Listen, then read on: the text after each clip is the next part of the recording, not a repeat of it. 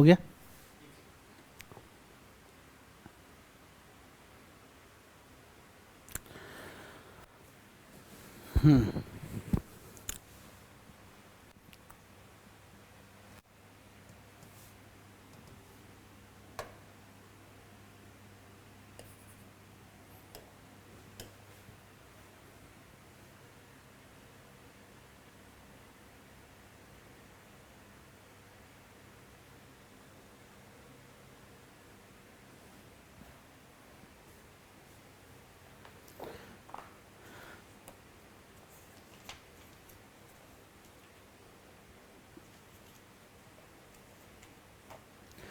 Last class में हम लोग कूलॉम्स लॉ पढ़ रहे थे, तो जिसमें हमने ये देखा था कि फोर्स बिटवीन टू चार्ज कैसे दिया जाता है और क्या डायरेक्शन होता है फोर्स का, क्या प्रॉपर्टी होते हैं दो चार्ज के बीच में जो लगता है फोर्स।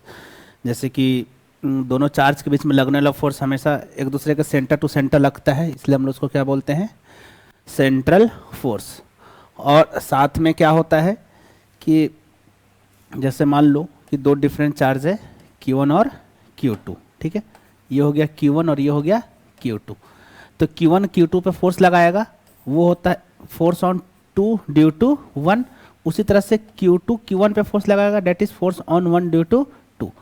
ये दोनों जो फोर्स है वो हमेशा लगता है along the line joining there centre, ठीक है, इसलिए हम लोग इसको क्या बोलते हैं, सेंट्रल फोर्स। अलोंग विथ ये F12 और F21 का जो मैग्नीट्यूड है वो इक्वल होगा, और वो दिया जाता है with the help of Coulomb's law, जो कि हमने ये देखा था कि F12 का जो मैग्नीट्यूड है वो इक्वल होगा F21 का मैग्नीट्यूड से, जिसको हम लोग मान लो F बोलते हैं, जिसका फॉर्मूला होता है तुम्हारा K Q1 Q2 upon D का स्क्वायर या फिर R का स्क्वायर। बेसिकली D क्या है, इन दोनों चार्ज के बीच का distance. Q1 Q2 are the charge and K is a constant, जिसका हमने वैल्यू भी देखा था कि K होता है तुम्हारा 1/4 पाई एप्सिलॉन R या फिर एप्सिलॉन नॉट, जहां पे एप्सिलॉन R है तुम्हारा रिलेटिव परमिटिविटी, ठीक है, और एक होता है एप्सिलॉन नॉट जिसको लोग बोलते हैं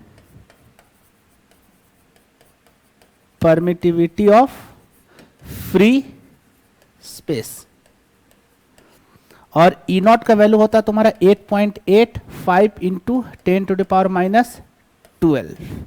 ये इसका न्यूमेरिकल वैल्यू होता है। जब तुम यहाँ पे ई नॉट का वैल्यू डालोगे तो के का जो वैल्यू होता है वो आता है तुम्हारा 9 इंटू 10⁹ न्यूटन मीटर स्क्वायर पर कूलम स्क्वायर। ओके, अच्छा, बाद में फिर हमने ये भी देखा था कि ये जो F12 और F21 है वो बेसिकली तुम्हारा एक्शन रिएक्शन पेयर होता है, क्योंकि ये दोनों दो डिफरेंट बॉडी पे लग रहा है, एक Q1 पे लग रहा है दूसरा Q2 पे लग रहा है, ठीक है, दोनों का मैग्नीट्यूड इक्वल है और दोनों का डायरेक्शन अपोजिट है, so they are action reaction pair. Okay, हम यहां तक बात कर चुके थे। फिर उसके बाद चलो कुछ आज न्यूमेरिकल सॉल्व कर लेते हैं, उसके बाद हम आगे बढ़ेंगे। मान लो कि दो चार्ज है, एक है Q1 और दूसरा Q2, ठीक है, ये हो गया तुम्हारा Q1 और ये हो गया Q2। इन दोनों के बीच का जो डिस्टेंस है वो है तुम्हारा 3 सेंटीमीटर, ठीक है। Q1 का वैल्यू है तुम्हारा 6 मिलीकूलम और Q2 का वैल्यू है तुम्हारा -3 microcoulomb, and distance between them that is D is 3 centimetre. आपको क्या करना है, find the force between Q1 and Q2। ये भी बताना है कि ये जो फोर्स है वो अट्रैक्टिव होगा या फिर रिपल्सिव होगा। ओके, तो 1 मिनट का समय देता हूं आपको, आप इसको सॉल्व करें।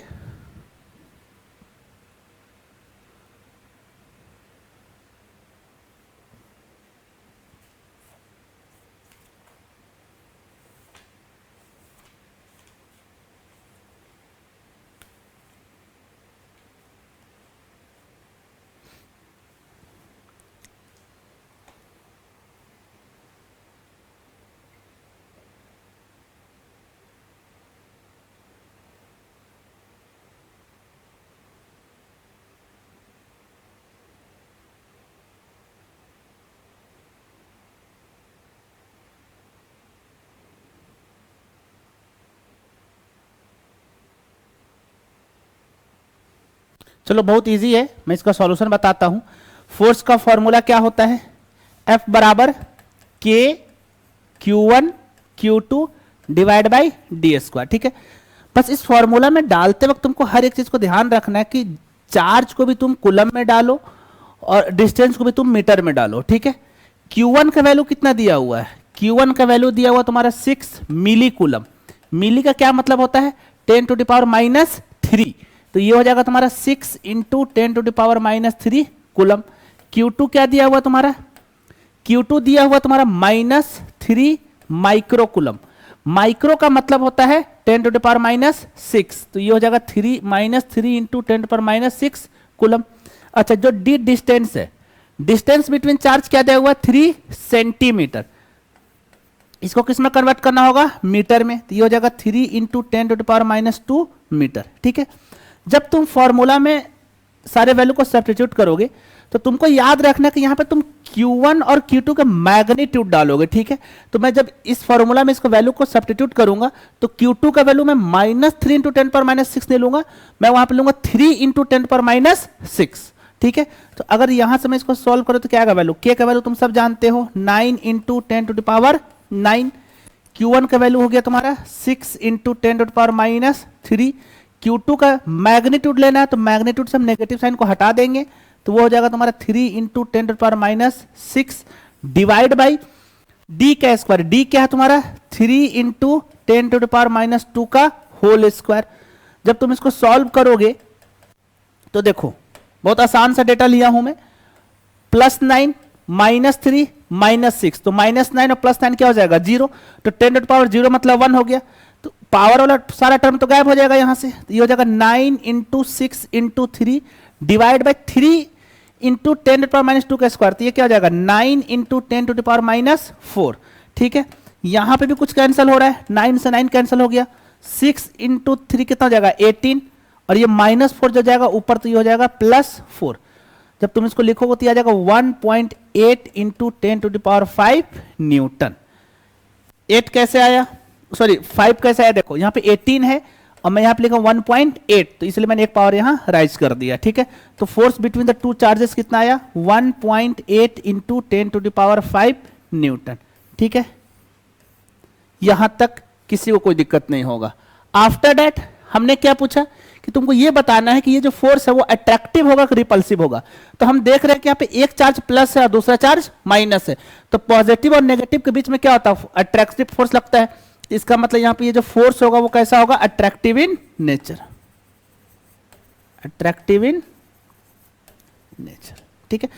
देखो इस टाइप का बेसिक क्वेश्चन है ये, तो मैं इतना उम्मीद करता हूं कि ये तो तुम सब कर लोगे, इसमें कोई दिक्कत नहीं होना चाहिए तुम लोग को। चलो इसको नोट करो फटाफट, आगे बढ़ते हैं। देखो जैसा क्वेश्चन मैंने ग्रेविटेशनल चैप्टर में करवाया था कि क्या होता है कि फोर्स बिटवीन टू मासेस क्या लिखते हैं हम लोग, G m1 m2 by r², कुछ ऐसा ही यहां पे है, और क्या है कुछ अलग थोड़े है। देखो F बराबर क्या लिखते हैं हम लोग वहां, G m1 m2 divide by d², और यहां पे फोर्स क्या है तुम्हारा K Q1 Q2 upon d²। तो बेसिकली यहां पे मास को किससे रिप्लेस कर दिए हैं, चार्ज से।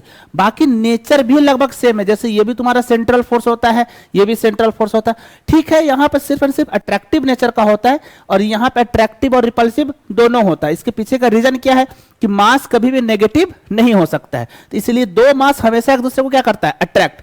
बट चार्ज में क्या है कि वो प्लस चार्ज भी हो सकता है और माइनस चार्ज भी हो सकता है।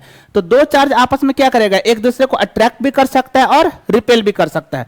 बाकी का देखो तो ये भी तुम्हारा कंजर्वेटिव फोर्स है, ये भी कंजर्वेटिव फोर्स है, इसका भी पोटेंशियल एनर्जी होगा जो कि हमने पढ़ा था ग्रेविटेशनल पोटेंशियल एनर्जी। तो इसका भी पोटेंशियल एनर्जी होगा जिसको हम लोग क्या बोलेंगे, इलेक्ट्रोस्टैटिक पोटेंशियल एनर्जी, जो कि हम आगे पढ़ेंगे, ठीक है। यहां तक हो गया। अब जैसा तुम लोग को याद होगा मैं लास्ट जब ग्रेविटेशन चैप्टर पढ़ा रहा था तो उस वक्त मैं ग्रेविटेशन में कुछ ऐसा न्यूमेरिकल दिया था, याद करो अगर कुछ याद हो थोड़ा बहुत तुम्हें, तो कि दो मासेस है, मान लो एक तुम्हारा m, एक तुम्हारा मान लो m है और दूसरा तुम्हारा 3m है। मैंने बोला था कि यहां पे थर्ड मास मैं रखना चाहता हूं, मैं कहां रखूं कि उस थर्ड मास पे नेट फोर्स क्या हो, 0। तो तुम सबको पता है कि अगर मैं यहां रखूंगा, मान लो कि मैंने लोकेशन भी बताया था तुम सबको कि मान लो कि मैं यहां रख दिया, किसी ने यहां रख दिया, किसी ने यहां रख दिया, किसी का मन हो तो यहां रख दे, कोई यहां पे रख दे, ठीक है। अगर तुम यहां पे देखते हो तो यहां पे क्या कर रहा है, ये मास भी इसको अट्रैक्ट करेगा और 3m भी इसको अट्रैक्ट करेगा, तो इस पर नेट फोर्स 0 होने का चांसेस नहीं है। सेम तरीके से इस पे देख लो, तो ये इसको इधर अट्रैक्ट करेगा, 3m इसको इधर अट्रैक्ट करेगा, तो ये दोनों फोर्स एड अप होकर 0 नहीं होगा। सेम सिचुएशन यहां भी होगा और सेम सिचुएशन यहां भी होगा, ये दोनों अट्रैक्ट करेगा, ठीक है। तो इन सब पे तो नेट फोर्स 0 होने का चांसेस नहीं है। बट इसके बारे में सोचो कि ये जो मास रखा हुआ है, मान लेता हूं कि मैं m3 रख दिया, तो m क्या करेगा, इसको अपनी ओर अट्रैक्ट करेगा। मान लो कि फोर्स F1 लगाया, उसी तरह से 3m क्या करेगा, इसको अपनी ओर अट्रैक्ट करेगा, क्या फोर्स लगाएगा, F2। तो हो सकता है किसी एक डिस्टेंस के लिए F1 और F2 का मैग्नीट्यूड क्या हो जाए, इक्वल हो जाए, तो वहां F3 पे सॉरी m3 पर लगने वाला नेट फोर्स क्या हो जाएगा फिर, 0, ठीक है। तो ये इक्विलिब्रियम में हो सकता है। सेम क्वेश्चन यहां पे भी बन सकता है, ठीक है। मैं यहां पे तुम लोग से ये पूछ सकता हूं कि मान लो कि दो चार्ज है, ठीक है, एक चार्ज यहां रखा हुआ है और दूसरा चार्ज यहां रखा हुआ है। अब मैं बोलता हूं कि मान लो कि ये प्लस क्यू है और यह तुम्हारा -3q। अब मैं बोलता हूं कि बताओ कोई तीसरा चार्ज Q3 हम कहां रखें कि उस पर नेट फोर्स 0 हो। एक बात तो समझ में आ रहा है कि ऊपर नीचे रखोगे तो दोनों फोर्स क्या करेगा, चाहे तो इसको अट्रैक्ट करेगा चाहे तो रिपेल करेगा, ठीक है। तो वेक्टर सम 0 होने का चांसेस नहीं है, ना तो ऊपर में होगा ना तो 0 में नीचे में होगा। तो कहीं ना कहीं जो नेट फोर्स है, कोई थर्ड चार्ज अगर मैं अलोंग द लाइन ज्वाइनिंग रखूं तो उस पर 0 होने का चांसेस है यहां पे, ठीक है। चलो मैं सबसे पहले मैं मिडिल ऑफ रख के देख लेता हूं कि यहां पे चांसेस है कि नहीं। मान लो मैं यहां पे Q3 रख दिया, ठीक है। अब Q3 प्लस भी हो सकता है और माइनस भी हो सकता है। मास के केस में क्या एडवांटेज था कि मास हमेशा प्लस होता है, ठीक है, तो वहां पे माइनस वाला केस नहीं लेना था मुझे, बट यहां पे दोनों केस लेंगे, ठीक है। चलो मैं पहले प्लस लेता हूं, ठीक है। अगर मैं प्लस चार्ज लेता हूं, मान लो कि ये प्लस Q3 हो गया, ये भी पॉजिटिव है, तो ये क्या करेगा, इसको रिपेल। ये प्लस है ये माइनस है, तो इसको क्या करेगा, अट्रैक्ट। तो ये दोनों फोर्स सेम ही डायरेक्शन में है, तो इसका मतलब ये दोनों मिलकर कभी भी 0 होने का चांसेस है ही नहीं। अच्छा चलो माइनस में देख लेता हूं मैं। अगर तुम माइनस देखते हो तो ये क्या करेगा, इसको अपनी ओर अट्रैक्ट, और ये क्या करेगा, इसको रिपेल करेगा, क्योंकि ये भी माइनस है ये भी माइनस है, तो फिर से मिलकर 0 होने का चांसेस नहीं है। तो इनके बिटवीन में अगर तुम प्लस चार्ज रख दो या फिर तुम माइनस चार्ज रख दो तो नेट फोर्स 0 होने का चांसेस है ही नहीं, ठीक है।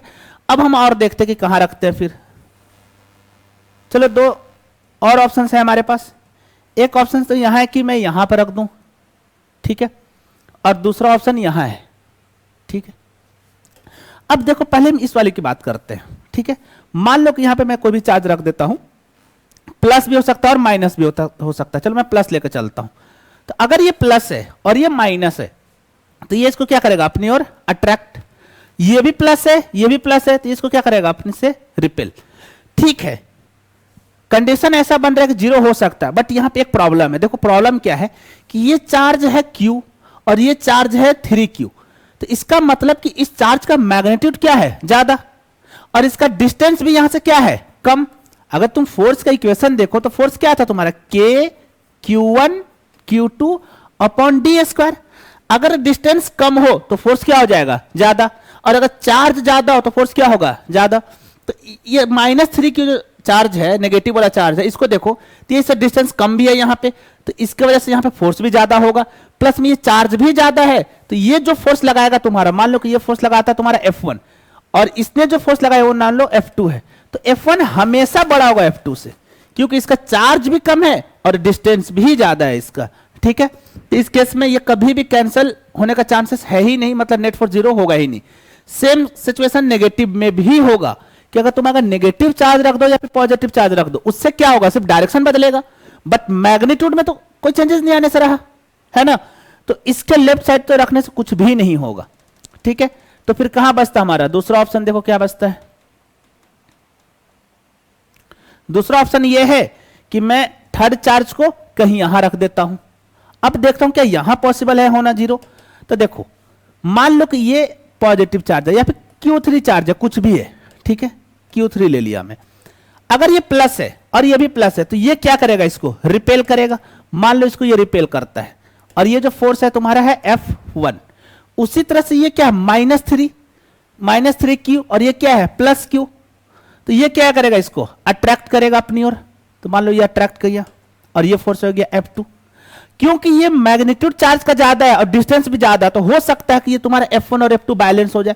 मतलब पॉसिबल है यहां पे कि यहां पे अगर Q3 को रखूंगा मैं तो इस पे नेट फोर्स क्या हो सकता है, 0। ठीक है, तो मैं मान लेता हूं कि ये जो Q3 है Q से x डिस्टेंस पे, कितना है, x डिस्टेंस पे। ठीक है, और ये वाला डिस्टेंस तुमको मैं ऑलरेडी दे रखा हूं d। ठीक है, तो तुम्हारा आंसर जो होगा x वो होगा d के टर्म में। सबसे पहले हम लिखेंगे F1। F1 क्या है, F1 क्या है, basically force between Q3 and Q। तो क्या लिखूंगा मैं, K Q into Q3 divide by, दोनों के बीच का डिस्टेंस मैंने क्या माना है, x, तो x का स्क्वायर हो जाएगा। उसी तरह से F2 क्या हो जाएगा, F2 हो जाएगा तुम्हारा K Q3, एक पहला चार्ज और दूसरा चार्ज ये है, और मैंने बोला था कि मैग्नीट्यूड ऑफ चार्ज लेंगे तो क्या हो जाएगा 3Q डिवाइड बाई इन दोनों के बीच का डिस्टेंस। देखो तो ये d है और ये x है, तो ये टोटल कितना हो जाएगा, d प्लस x का स्क्वायर। ठीक है, अब मैंने बोला कि अगर ये दोनों force equal in magnitude and opposite in direction हो तो दोनों का नेट फोर्स क्या हो जाएगा, मतलब नेट सम क्या हो जाएगा, 0। तो उसके लिए तुमको क्या करना होगा, F1 माइनस F2 जो कि है क्या तुम्हारा नेट फोर्स ऑन Q3, वो कितना होना चाहिए, 0। तो यहां से एक आ जाएगा तुम्हारा F1 बराबर F2। अब तुम F1 बराबर F2 करो, तो F1 क्या है, Q into Q3 divide by x का स्क्वायर बराबर K Q3 into 3Q upon D plus x का स्क्वायर। तो देखो क्या क्या कैंसिल हो रहा है यहाँ पे, Q3 K Q Q। अच्छा तुम एक चीज नोटिस करो कि ये जो Q3 है और ये जो Q3 है वो कैंसिल हो रहा है। मतलब कि क्या है कि अगर यहां पे Q3 में प्लस रखूं या फिर माइनस रखूं, दोनों केस में नेट फोर्स क्या होगा, 0। क्योंकि इसका इक्विलिब्रियम Q3 के इसके नेचर ऑफ चार्ज पे डिपेंड नहीं कर रहा है, इनफैक्ट इसके मैग्नीट्यूड पे भी डिपेंड नहीं कर रहा है। किस पे डिपेंड कर रहा है, x पे, मतलब इसका लोकेशन पे डिपेंड कर रहा है। ठीक है, अब इसको तुम सॉल्व करो तो यहां क्या बच गया, 1/x का स्क्वायर, और यहां क्या बच गया, 3 divide by d plus x का स्क्वायर। ठीक है, देखो एक तरीका तो ये है कि तुम इसको क्रॉस मल्टीप्लाई कर दो और फिर तुम इसको सॉल्व कर दो।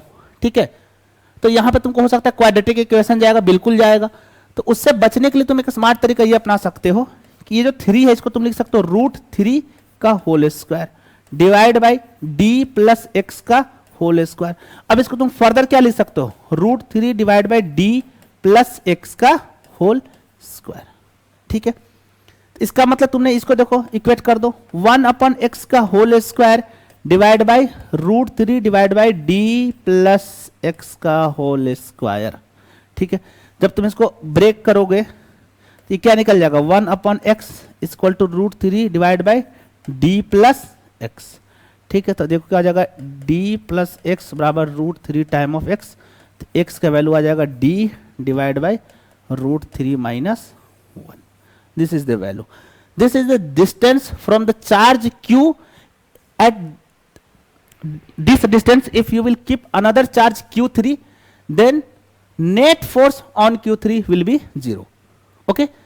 मतलब Q3 पे नेट फोर्स 0 होगा, और साथ में हम ये भी देखें कि Q3 के नेचर पे डिपेंड नहीं करेगा, वो इधर वो प्लस भी हो तो भी नेट फोर्स 0 होगा और माइनस भी हो तो भी वो नेट फोर्स 0 होगा।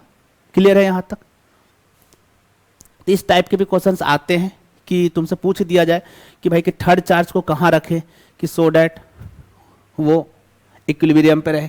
देखो इससे टफ क्वेश्चन क्या हो सकता है इसमें कि अभी तक हम जो इक्विलिब्रियम की बात कर रहे हैं ना, वो हम Q3 की बात कर रहे हैं। हमने ये नहीं देखा कि Q इक्विलिब्रियम में रहेगा कि नहीं और -3Q इक्विलिब्रियम में रहेगा कि नहीं।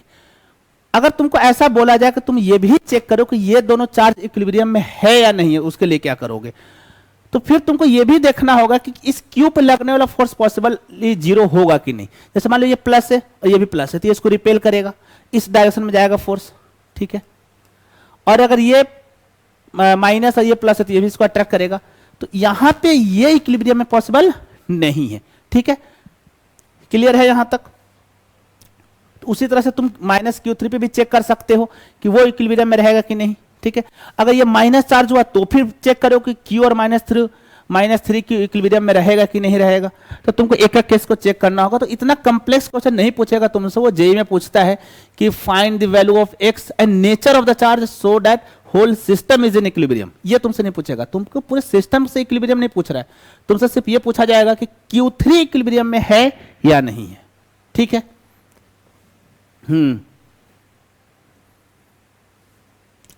हाँ मतलब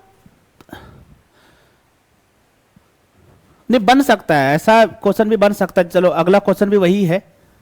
जैसे मान लो कि एक स्क्वायर है, ठीक है, और स्क्वायर के कॉर्नर पे डिफरेंट चार्जेस रखे हुए। चलो मैं सिंपल करने के लिए क्या करता हूं कि सारे कॉर्नर पे Q चार्ज रख देता हूं, ठीक है।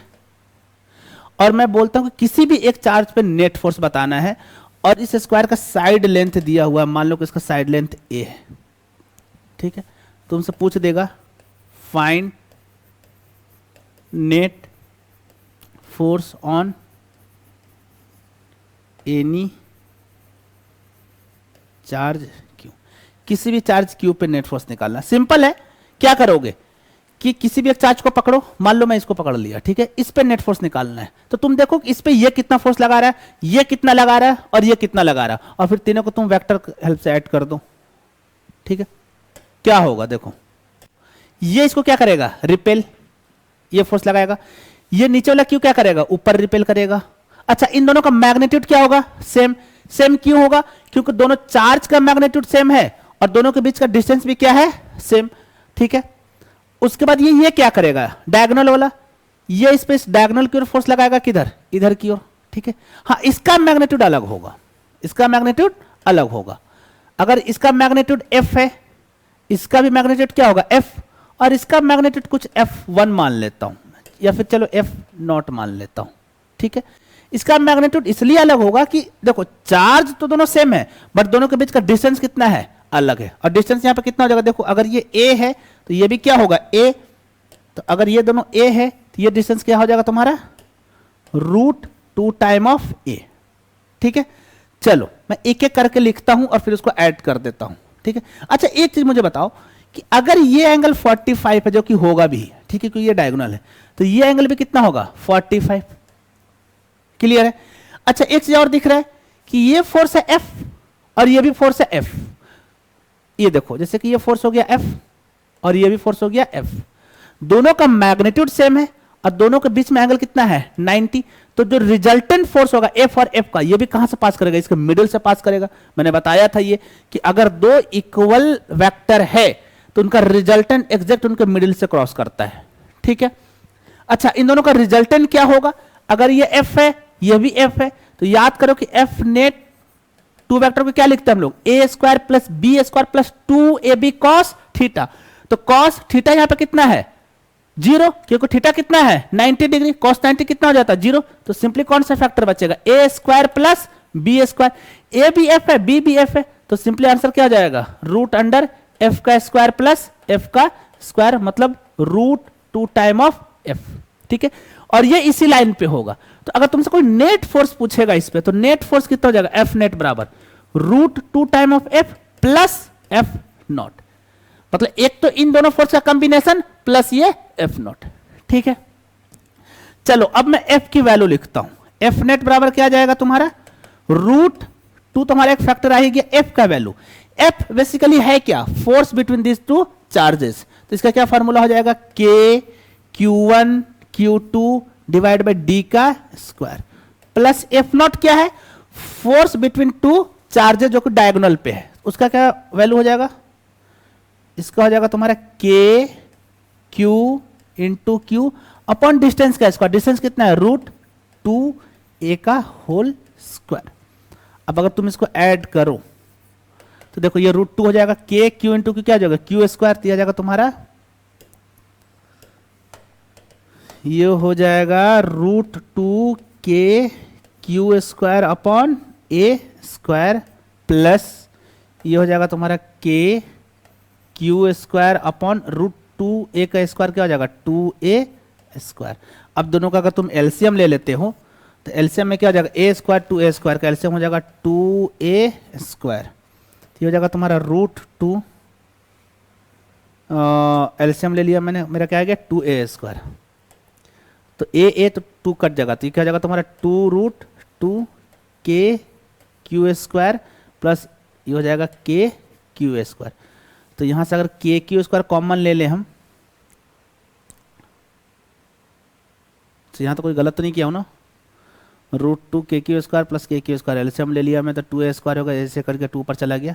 अच्छा चलो ठीक है, तो यहाँ से अगर कॉमन ले लेंगे तो कॉमन में क्या निकलेगा 2√2 plus 1 into k Q square divide by 2a square, ठीक है। ये हो जाएगा तुम्हारा force, net force on any charge q, ठीक है। कॉपी करो इसको,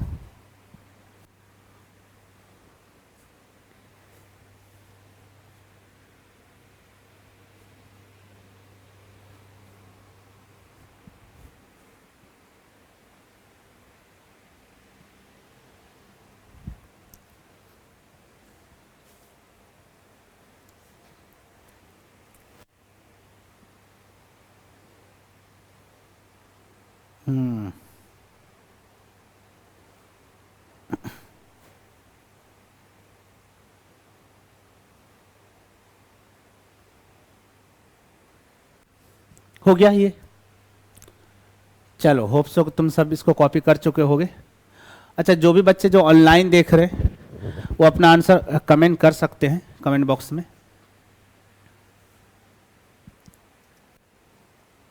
ठीक है।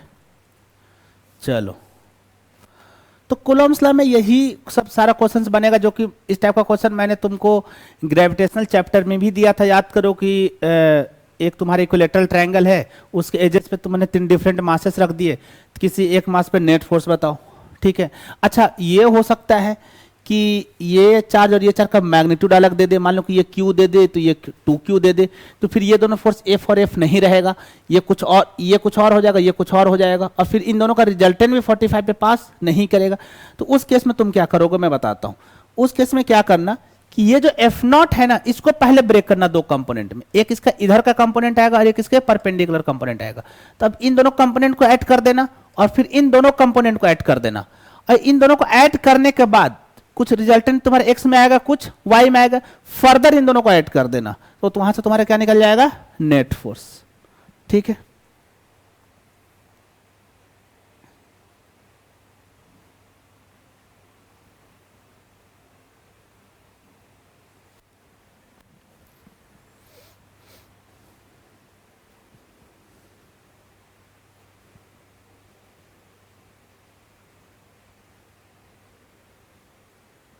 चलो, ये हो गया।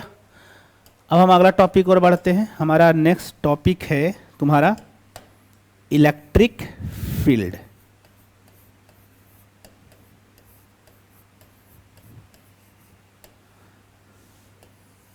देखो, सिमिलर टॉपिक तुम क्लास 10th में मैग्नेटिज्म वाले चैप्टर में, जो कि magnetic effect of electric current के नाम से है, तुम वहां पे पढ़ रखे होगे।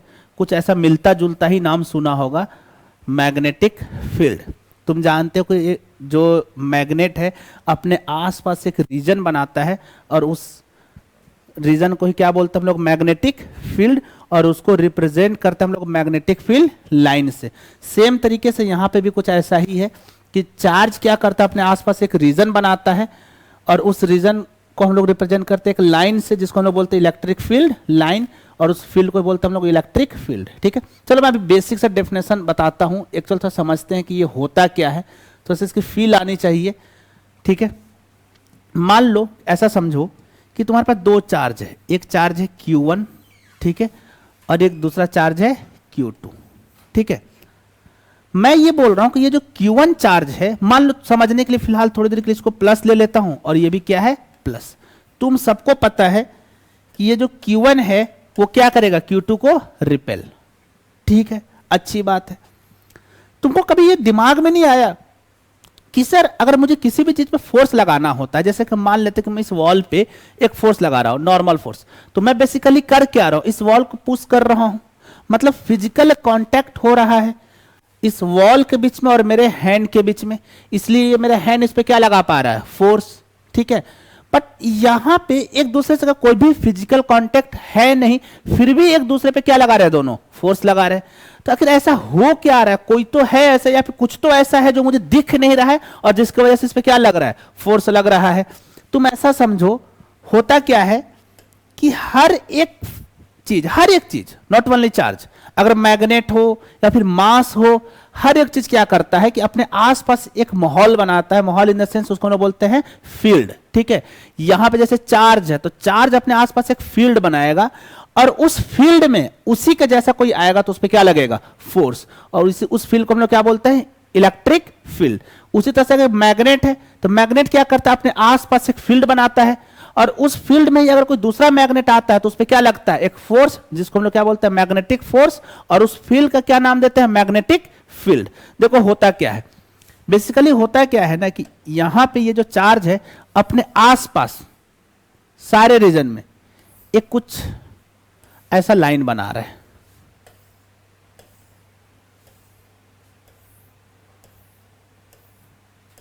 जो कि तुमको दिख नहीं रहा है, ये इनविजिबल है, ठीक है ना, ऐसा, ठीक है। और इसी को हम लोग क्या बोलते हैं, इलेक्ट्रिक फील्ड। क्लियर है। अब इस फील्ड में इसी का जैसा कोई दूसरा आएगा, जैसे मान लो कि यहां पे Q2 है, कोई यहां पे मान लो कि Q3 आ गया इसी फील्ड में, और ये पॉजिटिव चार्ज है फिलहाल के लिए समझना। तो यहां पे इस फील्ड का डायरेक्शन कुछ ऐसा जा रहा है, तो इसी डायरेक्शन में इस पे क्या लगेगा, एक फोर्स, ठीक है। और जिसको हम लोग क्या बोलते हैं, इलेक्ट्रोस्टैटिक फोर्स, जो कि हम कूलम्ब्स लॉ में पढ़े हैं, ठीक है। तो बेसिकली इलेक्ट्रिक फील्ड है क्या कि एक चार्ज के आसपास का रीजन, अगर उस रीजन में उसी के जैसा कोई आएगा तो उस पर क्या लगेगा, फोर्स। क्लियर है। अच्छा, फिर इसको हम कैलकुलेट कैसे करेंगे, ये भी दिमाग में आता है कि भाई इसको कैलकुलेट कैसे किया जाए, ठीक है। तो मैं आपको वो भी बताऊंगा कि कैसे कैलकुलेट करना है इसको, ठीक है। तो इस इलेक्ट्रिक फील्ड को हम लोग डिनोट करते हैं ई से। किससे डिनोट करते हैं, ई, ठीक है। इसका फॉर्मूला क्या होता है, देखो मैं बता रहा हूं। इलेक्ट्रिक फील्ड जो है वो दिया जाता है कि उस रीजन में कोई भी एक चार्ज रख देता हूं मैं, मान लो कि इस रीजन में कोई भी एक चार्ज रख दिया मैं Q0, जिसको हम लोग बेसिकली बोलते हैं टेस्ट चार्ज, ठीक है। अगर इस चार्ज को रख दिया तो इस पे क्या लगेगा, एक फोर्स, इधर की ओर क्या लगेगा, एक फोर्स। तो इलेक्ट्रिक फील्ड का डेफिनेशन है force upon test charge Q0। Electric field क्या बोलता है कि रीजन अराउंड चार्ज, ठीक है, जहां पे कोई एक दूसरा चार्ज रख दिया जाए, जिसको हमने क्या बोला, टेस्ट चार्ज, तो उस पर लगने वाला फोर्स पर यूनिट चार्ज को हम लोग क्या बोलते हैं, इलेक्ट्रिक फील्ड, ठीक है। अब एक बात बताओ कि अगर मैं यहां पे Q0 चार्ज रख देता हूं और इनके बीच का डिस्टेंस मैं दे देता हूं d, ठीक है, तो बताइए इस फोर्स का वैल्यू क्या हो जाएगा, F का क्या लिखूंगा, K Q इंटू चार्ज कितना था, Q0 डिवाइड बाई डी का स्क्वायर। अब बताओ इलेक्ट्रिक फील्ड को क्या लिखा मैंने, फोर्स अपॉन Q0, मतलब K Q0 D square upon Q0, ठीक है। तो यहां से Q0 से Q0 क्या हो गया, कैंसल। तो इलेक्ट्रिक फील्ड का क्या फॉर्मूला आ जाएगा, K Q upon D square. तो बेसिकली अगर कोई भी एक चार्ज है Q, उससे अगर मुझे R डिस्टेंस पे इस पॉइंट पे इलेक्ट्रिक फील्ड चाहिए तो उसका वैल्यू क्या होता है तुम्हारा, K into charge Q divide by इसका डिस्टेंस का स्क्वायर, ठीक है। This is the formula of electric field.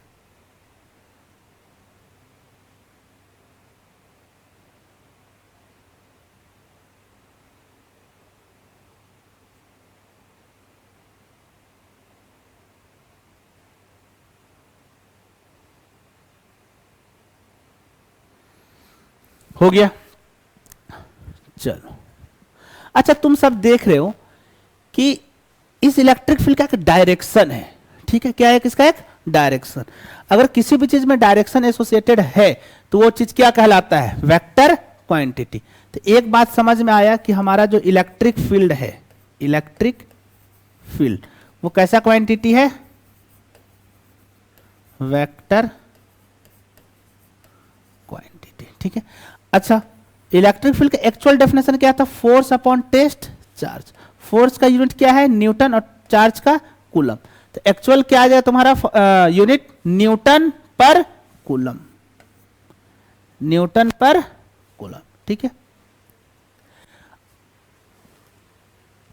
अच्छा, कुछ इसमें इंपॉर्टेंट पॉइंट है जो मैं तुमको बताता हूं कि इलेक्ट्रिक फील्ड का डायरेक्शन कैसे हम लोग डिफाइन करते हैं, ठीक है। हेडिंग डालो, लिखो direction of electric field.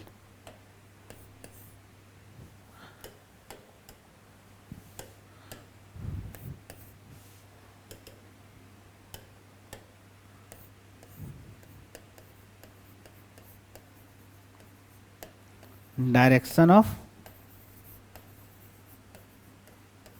Electric field, ठीक है। क्या डायरेक्शन होगा? देखो, अगर तुम्हारे पास पॉजिटिव चार्ज है तो एक चीज याद रखना कि electric field line, electric field line is, electric field lines, ठीक है। Electric field lines are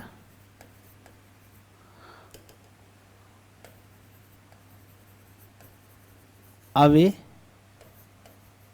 from positive charge and towards negative charge। क्या मतलब इसका? देखो बता रहा हूं। जैसे मान लो कि अगर कोई चार्ज प्लस चार्ज है, ऐसा समझो कि पॉजिटिव चार्ज है, तो इससे निकलने वाला इलेक्ट्रिक फील्ड क्या होगा? इससे दूर भागेगा, ऐसे।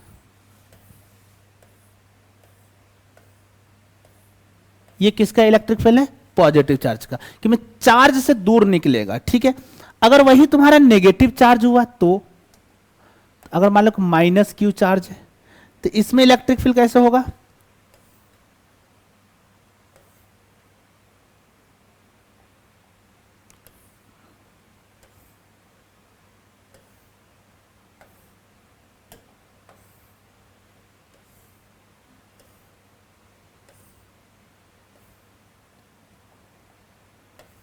नेगेटिव चार्ज में क्या होगा? Towards the charge, okay. Positive charge में क्या हो गया? इलेक्ट्रिक फील्ड लाइन इस चार्ज से दूर भागेगा। नेगेटिव चार्ज में इलेक्ट्रिक फील्ड लाइन इस चार्ज के पास आएगा। क्लियर है? चलो, अब हम कुछ, अच्छा मान लो अभी मैंने जो बनाया है ना, वो अभी मैं बनाया है, इस पॉजिटिव वाले का अलग बनाया है और इस नेगेटिव वाले का अलग बनाया है, ठीक है। बट मान लो कि मैं ऐसा बोलूं कि एक चार्ज है प्लस क्यू और एक चार्ज है माइनस क्यू, ठीक है। और दोनों एक ही सिस्टम के पार्ट है। अब मैं बोलता हूं कि अब तुम बताओ इलेक्ट्रिक फील्ड लाइन कैसा बनेगा, ठीक है। तो अब कैसे बनाओगे कि यहां से निकलेगा और यहां जाएगा, ठीक है। फिर क्या बनाओगे? ऐसे, ऐसे, ठीक है। यहां से ऐसे निकल रहा है, यहां से ऐसे निकल रहा है,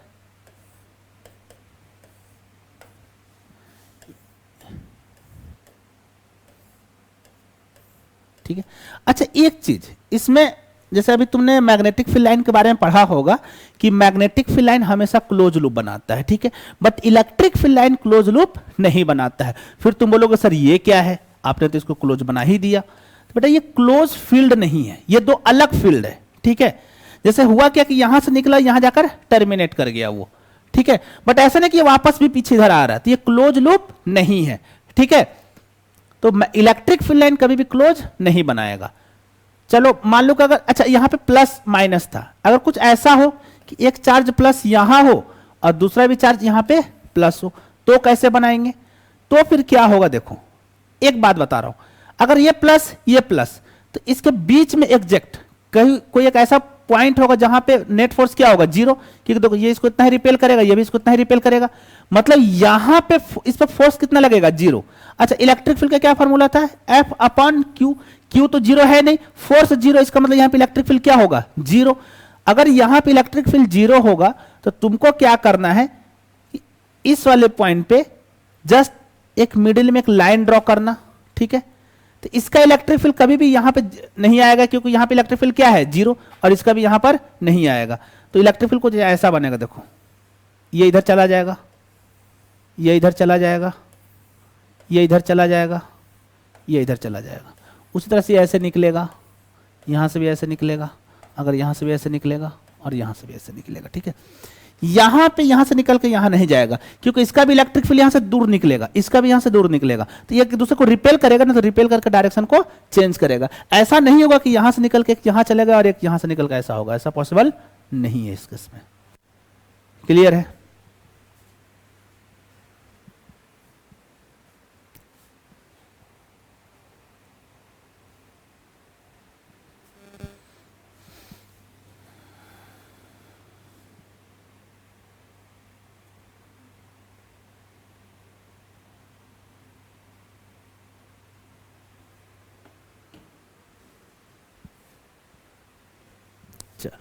अच्छा, एक चीज तुमने कभी नोटिस किया होगा कि अगर ये प्लस क्यू है और ये भी प्लस क्यू है, तो यहां से मैंने 4 इलेक्ट्रिक फील्ड लाइन निकाले, यहां से भी कितना निकाले, 4 इलेक्ट्रिक फील्ड लाइन निकाले। ये क्यों हुआ, ये देखते हैं। मान लो कि यहां पे एक प्लस चार्ज है क्यू और ये है 2q। ठीक है, अब तुम सोचो भाई कि ये चार्ज ज्यादा है तो इसका इलेक्ट्रिक फील्ड ज्यादा स्ट्रांग होगा। ठीक है, जहां पे इलेक्ट्रिक फील्ड लाइन ज्यादा है वहां पे इलेक्ट्रिक फील्ड का स्ट्रेंथ ज्यादा होगा। इसका मतलब अगर यहां से समझने के लिए समझो थोड़ा सा, कि अगर मान लो कि यहां से 2 फील्ड निकलता है तो यहां से कितना निकलेगा, इसका 2 गुना, मतलब कितना, 4, क्योंकि इसका मैग्नीट्यूड क्या है, ज्यादा। क्लियर है? तो इस बात को भी तुमको ध्यान में रखना है, क्योंकि इलेक्ट्रिक फील्ड बराबर होता क्या है, के क्यू अपॉन आर का स्क्वायर। अगर मैं Q को डबल कर दूं तो इलेक्ट्रिक फील्ड भी क्या हो जाएगा, डबल। तो अगर यहां पे 2 फील्ड लाइन है तो यहां पे कितना होंगे, 4। ठीक है, यह तरीका है जिससे तुम इलेक्ट्रिक फील्ड लाइन को ड्रॉ कर सकते हो। अच्छा, अब मुझे ना इलेक्ट्रिक फील्ड लाइन का कुछ प्रॉपर्टीज पढ़ने हैं कि क्या प्रॉपर्टीज होते हैं इलेक्ट्रिक फील्ड लाइन के। तो हेडिंग डालो, लिखो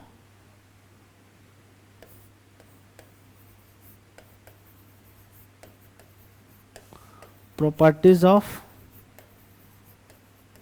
electric field lines, कि इस फील्ड लाइन्स का क्या प्रॉपर्टीज होता है। ठीक है, सबसे पहला क्या है,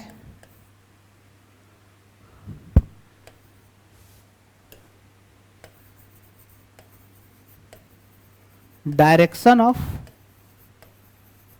electric field at any point will give the direction of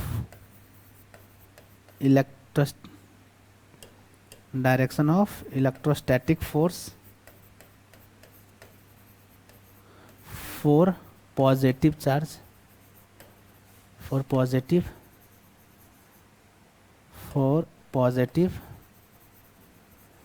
charge at given point। देखो इसका मतलब समझाता हूं। जैसे मान लो कि एक इलेक्ट्रिक फील्ड लाइन ऐसे जा रहा है, कुछ ऐसे निकल रहा है। ठीक है, ये non uniform electric field line है, यहां पे क्लोज है और यहां पे एक दूसरे से दूर है, तो इलेक्ट्रिक फील्ड लाइन यूनिफॉर्म नहीं है। यहां पे इलेक्ट्रिक फील्ड लाइन का डायरेक्शन किधर है, राइट डायरेक्शन में। अगर मैं यहां पे कोई पॉजिटिव चार्ज रख दूं तो इस पे फोर्स भी किधर लगेगा, राइट डायरेक्शन में ही लगेगा। यही बात ये बोल रहा है। क्लियर है? अच्छा, तुम सोचो कि अगर नेगेटिव चार्ज रख देता तब क्या होता। मान लो कि यहां पे मैं रख देता हूं -q चार्ज, तो यहां पे इलेक्ट्रिक फील्ड इधर है तो फोर्स किधर लगेगा, जस्ट इसके opposite of electric field. Clear है यहां तक? चलो,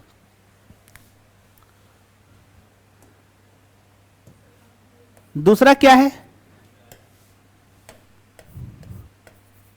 to electric field lines never intersect. कभी भी 2 इलेक्ट्रिक फील्ड लाइन आपस में इंटरसेक्ट नहीं करेगा। इसके पीछे का भी रीजन देखते हैं। मान लो कि एक इलेक्ट्रिक फील्ड लाइन इधर जा रहा है, ठीक है, और दूसरा इलेक्ट्रिक फील्ड लाइन इधर जा रहा है, और ये दोनों क्या कर गया, इंटरसेक्ट। अगर तुम पॉइंट ऑफ इंटरसेक्शन पे देखो, यहां पे अगर मैं यहां पे एक पॉजिटिव चार्ज रख दूं तो इस वाले के हेल्प से ये व्हाइट वाला जो लाइन है, ये जो व्हाइट वाला इलेक्ट्रिक फील्ड लाइन है, इसके अकॉर्डिंग अगर यहां पे मैं चार्ज रखूंगा तो इसका फोर्स कहां होगा, इधर, और दूसरे वाले लाइन के अकॉर्डिंग किधर होगा, इधर। इसका क्या मतलब हुआ कि जहां पे भी दो इलेक्ट्रिक फील्ड लाइन इंटरसेक्ट कर रहा है, at the point of intersection हमें दो डिफरेंट डायरेक्शन ऑफ फोर्स मिल रहा है, जो कि पॉसिबल नहीं है।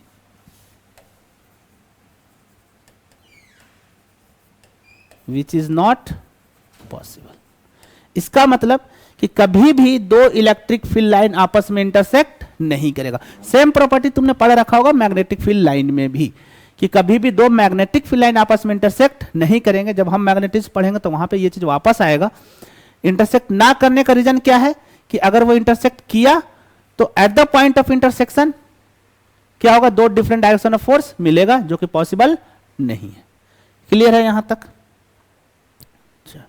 अच्छा, मान लो कि तुमसे एक डायग्राम बनाने के लिए आ जाए, बोल दिया जाए कि draw a region of uniform electric field.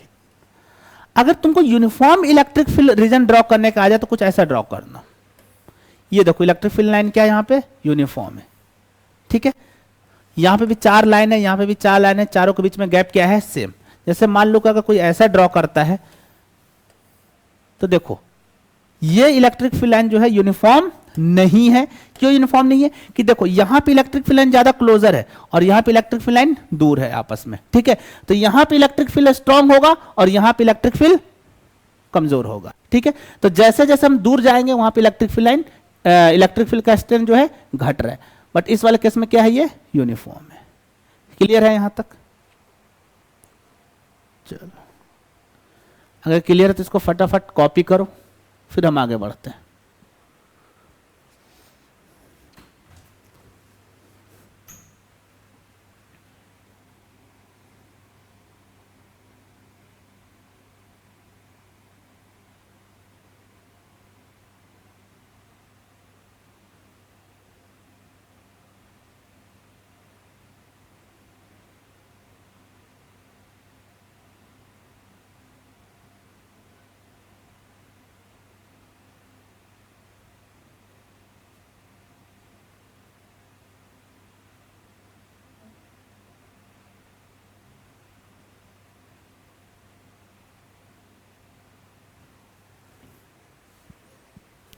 ठीक है, चलो अब इस पे मैं क्वेश्चन करवा देता हूं कि न्यूमेरिकल कैसे आएगा इलेक्ट्रिक फील्ड पे।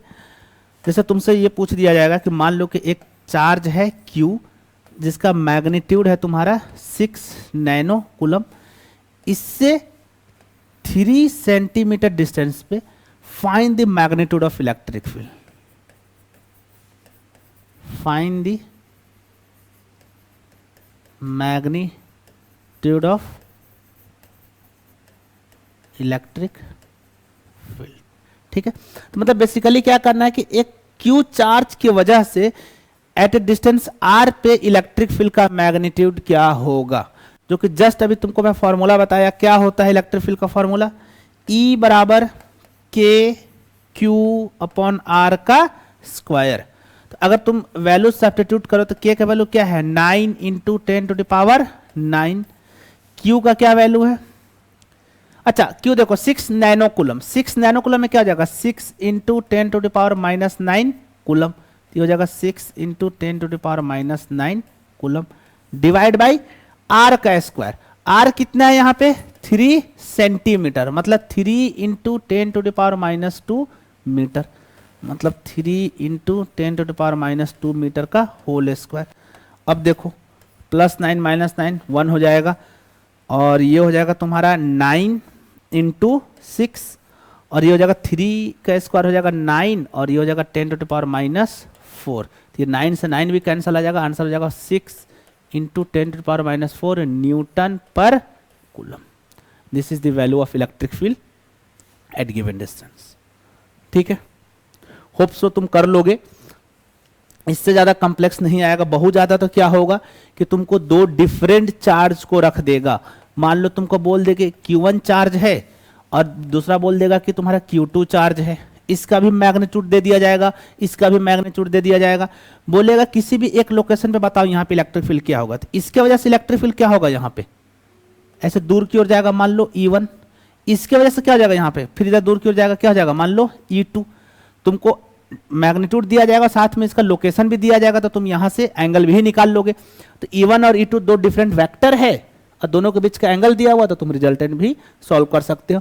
चाहे तो तुम इसको कंपोनेंट में ब्रेक करके तोड़ दो, मतलब ब्रेक करके ऐड कर दो, या फिर तुम इसको डायरेक्टली भी ऐड कर सकते हो। ठीक है,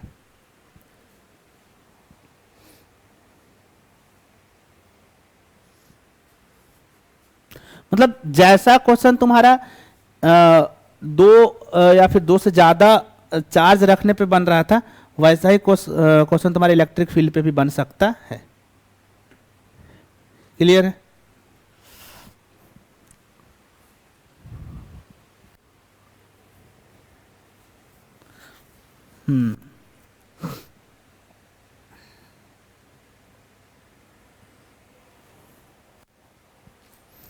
अगला जो टॉपिक है हमारा वो है तुम्हारा इलेक्ट्रिक पोटेंशियल।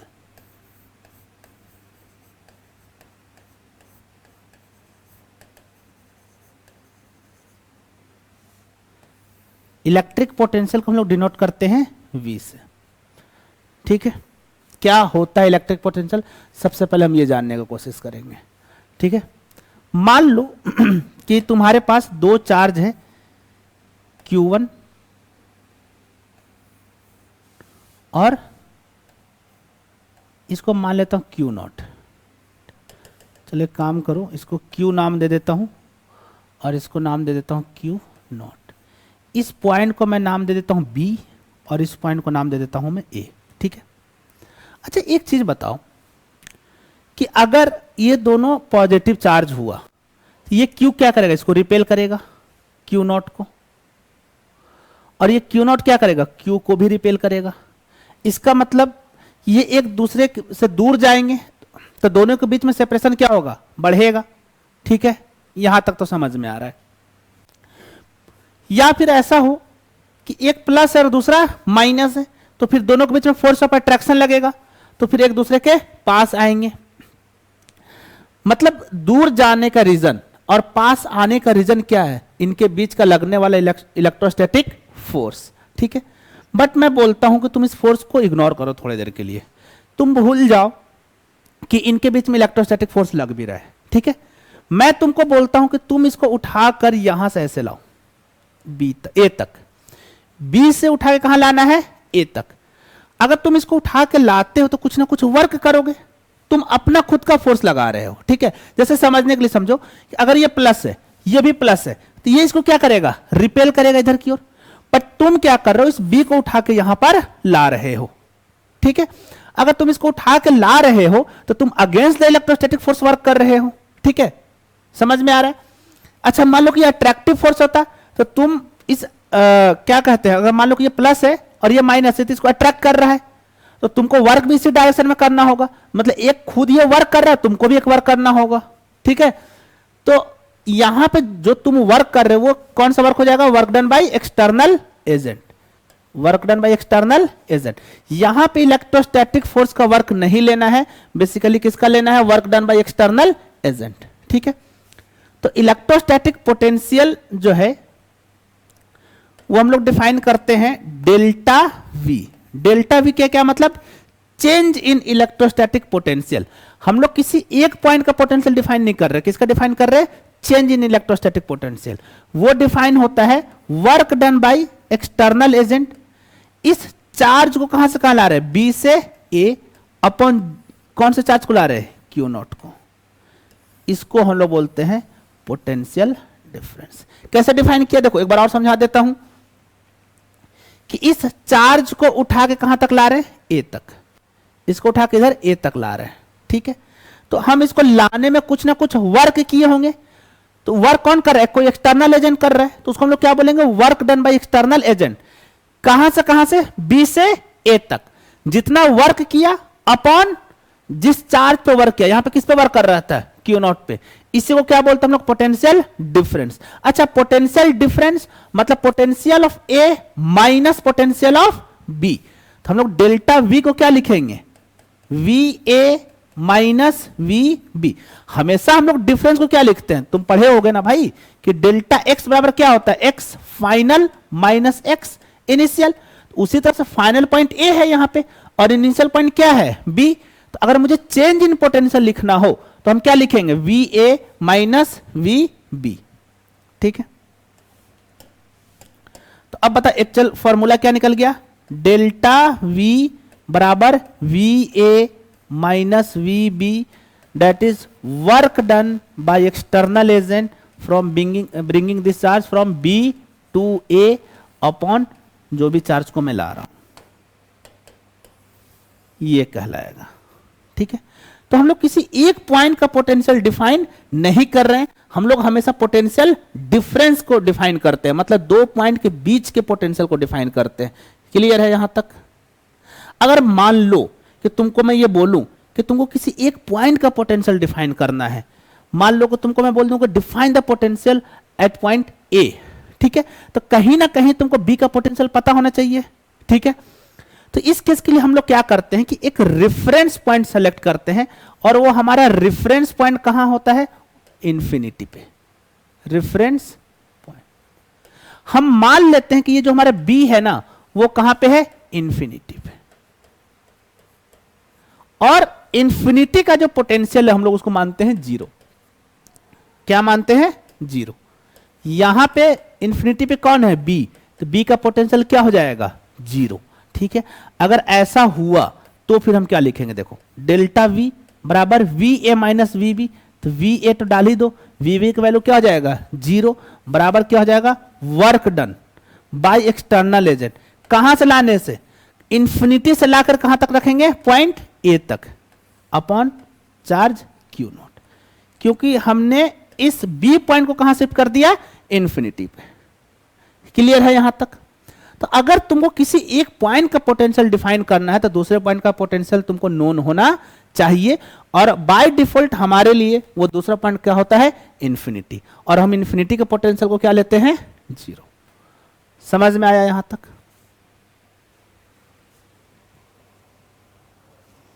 ठीक है, चलो पहले इसको नोट करो, फिर इस पर हम कुछ न्यूमेरिकल्स करते हैं, उससे तुमको और क्लियर हो जाएगा।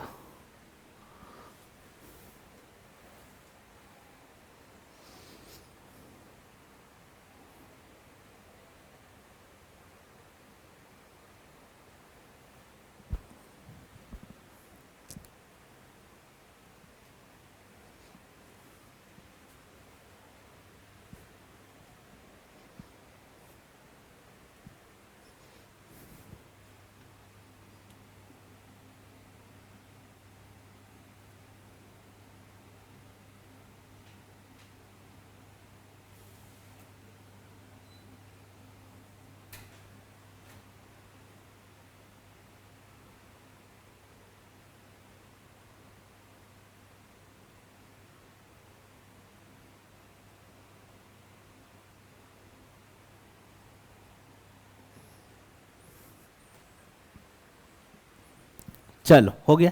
अच्छा, मैं इसकी यूनिट की बात करते हैं। ठीक है, अगर यूनिट की बात किया जाए तो पोटेंशियल डेल्टा वी बराबर फॉर्मूला बेसिकली है क्या? Work done upon charge. ठीक है, एक्सटर्नल एजेंट अपॉन चार्ज जो भी है, हम फिलहाल यूनिट की बात कर रहे हैं। ठीक है, तो यूनिट ऑफ वर्क क्या होता है? जूल। और यूनिट ऑफ चार्ज क्या होता है? कूलम। तो पोटेंशियल का यूनिट क्या हो जाएगा? यूनिट ऑफ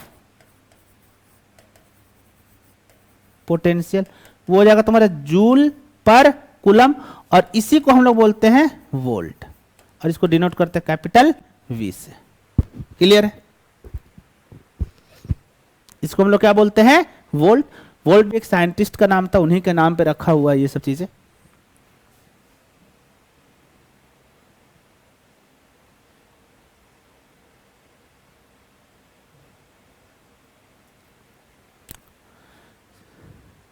चलो एक न्यूमेरिकल करते हैं, उससे तुमको चीजें और आसान हो जाएंगे। ठीक है, मान लो कि कोई एक पॉइंट है ए और दूसरा पॉइंट है बी। ठीक है, यहां से एक चार्ज Q बराबर मान लो 3 मिली कूलम को उठा के मैं ए पॉइंट तक लाया। ठीक है, और इस बी पॉइंट का पोटेंशियल है मान लो 20 वोल्ट। कितना है? 20 वोल्ट। और इसको यहां से यहां लाने में जो एक्सटर्नल एजेंट है उसका जो वर्क डन है वो है तुम्हारा मान लो वो है 300 मिली जूल। ठीक है, क्वेश्चन एक बार रिपीट कर दे रहा हूं मैं कि पॉइंट बी से एक चार्ज जिसका मैग्नीट्यूड कितना 3 मिली कूलम, उसको उठा के मैं कहां पे ला रहा हूं? पॉइंट ए पे। ठीक है, लाने में जो एक्सटर्नल एजेंट वर्क कर रहा है दैट इज 300 मिली जूल। तुमको निकालना क्या है? Find potential at point A. क्या फॉर्मूला बताया? देखो बहुत आसान है, कर सकते हो। क्या फॉर्मूला बताया कि बी से ए पे आएंगे तो चेंज इन पोटेंशियल क्या हो जाएगा? V A minus V B that is equal to कि यहां से इसको लाने में कितना वर्क किया अपॉन किस चार्ज पे वर्क किया, ये लिखते हैं। ठीक है, हमको वी ए निकालना है तो वी ए को ऐसे छोड़ दो तुम। ठीक है, तो V A minus V B कितना दिया हुआ है? वी बी दिया हुआ तुम्हारा 20 वोल्ट। ठीक है, बराबर वर्क डन में एक्सटर्नल एजेंट कितना कर रहा है? 300 मिली जूल अपॉन चार्ज कितना है? 3 मिली कूलम। तो मिली से मिली कैंसिल हो जाएगा और ये कट किया जाएगा तुम्हारा 100 वोल्ट। तो बताओ वी ए का वैल्यू कितना हो जाएगा तुम्हारा? 100 volt plus 20 volt that is 120 volt. तो कितना हो जाएगा? Potential at A is nothing but 120 volt. इस टाइप के क्वेश्चन आएंगे। ठीक है,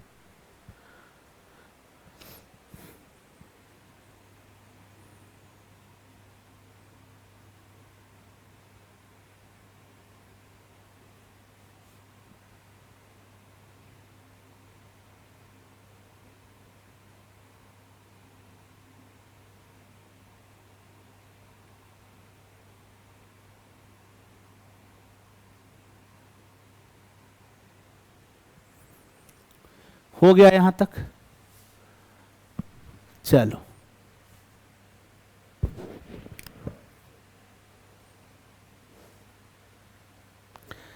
अच्छा, एक चीज और, जो ये तुम्हारा इलेक्ट्रिक पोटेंशियल है, इलेक्ट्रिक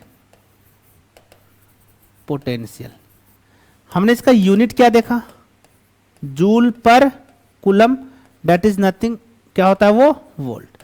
अच्छा, साथ में ये स्केलर क्वांटिटी है। कैसा है? Scalar quantity. क्लियर है? तुमसे कोई क्वेश्चन पूछ दे कि इलेक्ट्रिक पोटेंशियल कैसा क्वांटिटी, तो क्या बोलोगे? स्केलर क्वांटिटी है। हो गया। चलो,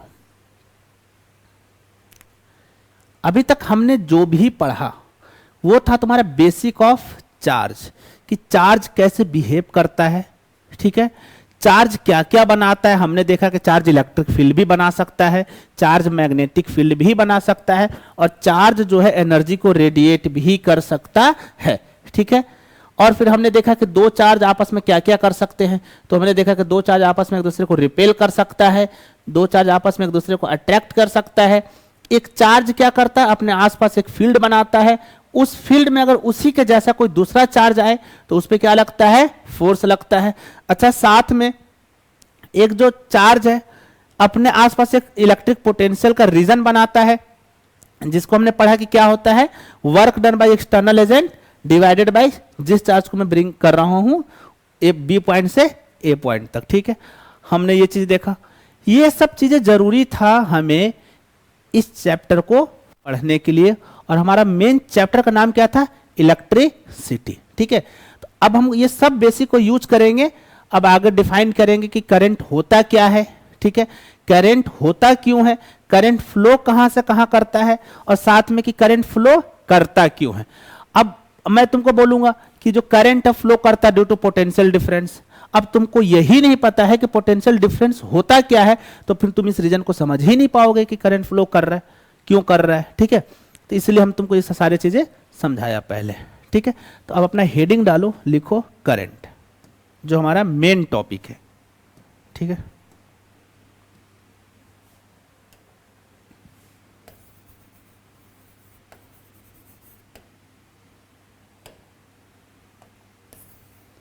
चलो अच्छा देखो, मान लो कि तुम कोई भी एक आइसोलेटेड कंडक्टर ले लो। कैसा कंडक्टर? Isolated conductor. कंडक्टर है तो उसमें बहुत सारे फ्री इलेक्ट्रॉन्स होंगे। ठीक है, मैं एक एग्जांपल ऐसा ड्रॉ कर लेता हूं, जैसे कि मान लो कि ये एक आइसोलेटेड कंडक्टर है, तो इसमें बहुत सारे फ्री इलेक्ट्रॉन्स होंगे ना। जैसे मान लो कि इलेक्ट्रॉन्स है, अब ये इलेक्ट्रॉन क्या करता है ना कि बहुत ही तेज स्पीड से एक दूसरे की तरफ भागता है। जैसे तुमने पढ़ा होगा भाई कि न्यूक्लियस के अंदर क्या क्या होता है, प्रोटॉन्स एंड न्यूट्रॉन्स, और उनके चारों ओर कौन रिवॉल्व कर रहा है? तुम्हारा इलेक्ट्रॉन। ठीक है, तो इलेक्ट्रॉन रिवॉल्व कर रहा है, तो रिवॉल्व करने का कुछ स्पीड होगा। ठीक है, तो ये इलेक्ट्रॉन्स रुके नहीं हुए, ये इलेक्ट्रॉन फ्लो कर रहे हैं। ठीक है, और बहुत ही हाई स्पीड से फ्लो कर रहे हैं, बहुत ही हाई स्पीड से फ्लो कर रहे हैं, हाई स्पीड से फ्लो कर रहे हैं। बट प्रॉब्लम क्या है? देखो, ये इलेक्ट्रॉन है क्या? बेसिकली इलेक्ट्रॉन है एक चार्ज बॉडी। कैसा है? चार्ज पार्टिकल, एक तरह से बोलो क्या है? Charge particles. ठीक है, एक कोई डिफरेंट क्रॉस सेक्शन एरिया से उठाओ। जैसे मान लो कि ये क्रॉस सेक्शन एरिया में ले लेता हूं, या फिर एक कोई पॉइंट ले लेता हूं यहां पे, ऐसा समझो। तो होता क्या है ना कि जब ये आइसोलेटेड है, इसको मैं किसी भी पोटेंशियल से कनेक्ट नहीं किया हूं, सिंपली मैंने एक वायर लिया है। ठीक है, इस वायर में जितना इलेक्ट्रॉन लेफ्ट से राइट जा रहा है उतना ही इलेक्ट्रॉन और उसी स्पीड से तुम्हारा राइट से लेफ्ट की ओर भी आ रहा है। तो अगर मैं इस पॉइंट पे नेट फ्लो की बात करूं, किसकी बात कर रहा हूं मैं? नेट फ्लो की। तो नेट फ्लो कितना हो जाएगा यहां पे?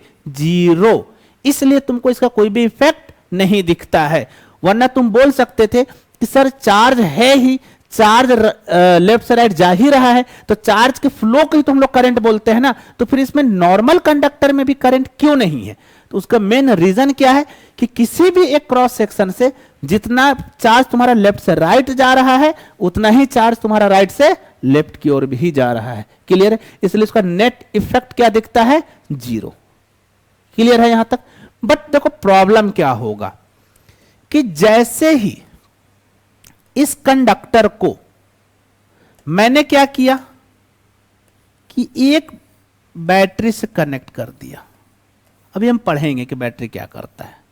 ठीक है, तो बैटरी से कनेक्ट कर दिया, तो ये बैटरी क्या करता है? इस कंडक्टर के अंदर, इस कंडक्टर के अंदर एक इलेक्ट्रिक फील्ड का रीजन डेवलप कर देता है।